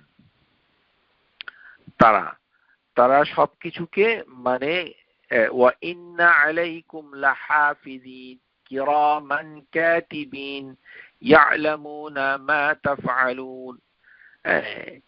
যে এখানে বলা হচ্ছে যে যে সকল সম্মানিত ফেরেশতাগণ আল্লাহ তাবারক ওয়া তাআলার কাছ থেকে সরাসরি শিক্ষা নিয়েছে এবং তারা মানুষ যা করে দে নো, মানে সবকিছু তারা জানে, রেকর্ড করে একটা জিনিস। তাহলে আপনারা এখানে দুটো জিনিস জানতে হবে, যে সম্মানিত ফেরেশতাগণ আমাদের কর্মকাণ্ড কথাবার্তা গুলোকে লিখে রাখেন, একটা কিরামান কাতিবিন, অনারেবল রাইটার যারা লিখে রাখেন। আরেকটা হচ্ছে যে আমরা যা করি সেটা তারা জানে। তাহলে এই সুপারসনিক, এই ধরনের সফিস্টিকেটেড ইনস্ট্রুমেন্ট তাদেরকে আমরা যে কোনো উপায়ে গোপনে করি আর প্রকাশ্যে করি, আল্লাহ তাবারক ওয়া তাআলা তো জানেনই। তারপর আল্লাহ তাবারক ওয়া তাআলার একটা সৃষ্টি হচ্ছে সম্মানিত ফেরেশতা মালাইকাতুল কিরাম। তারা আমরা যা করি সব কিছু তারা জানে। ইয়ালামুনা মা তাফআলুন, ইয়ালামুনা মা তাফআলুন, তার মানে হচ্ছে সূরা আল ইনফিতার আয়াত নাম্বার 12, এখানে আল্লাহ তাবারক ওয়া তাআলা বলছেন যে ফেরেশতাগণ তোমরা যা করো সব তা জানে। এটা কিন্তু অনেক ভয়ঙ্কর একটা বিষয়। তার মানে সম্মানিত ফেরেশতারা আপনাকে কখনোই দৃষ্টির আড়ালে, তাদের নাগালের আড়ালে আপনি যেতে পারছেন না। লিখে তো রাখছেই, তারপরে তারা জানে আমরা কি করি। যে তার মানে তাদের লেখাটা কত শক্তিশালী, দলিল প্রমাণ সহ। কারণ করার আগে আমরা কি করছি, একটা পাপ করার আগে আমরা কি কাজ করছি সেটা তারা জানে। লিখবে কি লিখবে না সেটা হচ্ছে পরের বিষয়। আমরা যে একটা পাপ করার আগে নিজেরা সলা পরামর্শ করছি, আমরা যে বিভিন্ন ধরনের আচরণ করছি, মানে এইগুলো সম্মানিত ফেরেশতারা জানেন, কিন্তু লেখাটা হচ্ছে পরের বিষয়। এই কারণে দুটো কাজই তারা করেন, একটা হচ্ছে সম্মানিত ফেরেশতারা জানেন এবং সম্মানিত ফেরেশতারা লিখে রাখেন। এই দুটোই হচ্ছে মানে সম্মানিত ফেরেশতাদের কাজ। আজকে আমরা এই পর্যন্তই আপনাদের কাছে মানে খবর পৌঁছালাম। ইনশাআল্লাহ বাকি যে গুণাবলী রয়েছে সেগুলো আমরা বিস্তারিত আরো আলোচনা করব। ওয়া আখিরু দাওয়ানা আনিল হামদুলিল্লাহি রাব্বিল আলামিন। আসসালামু আলাইকুম ওয়া রাহমাতুল্লাহ। Subscribe to our YouTube channel, Know Tawhid First, and press the bell icon to get new video notifications.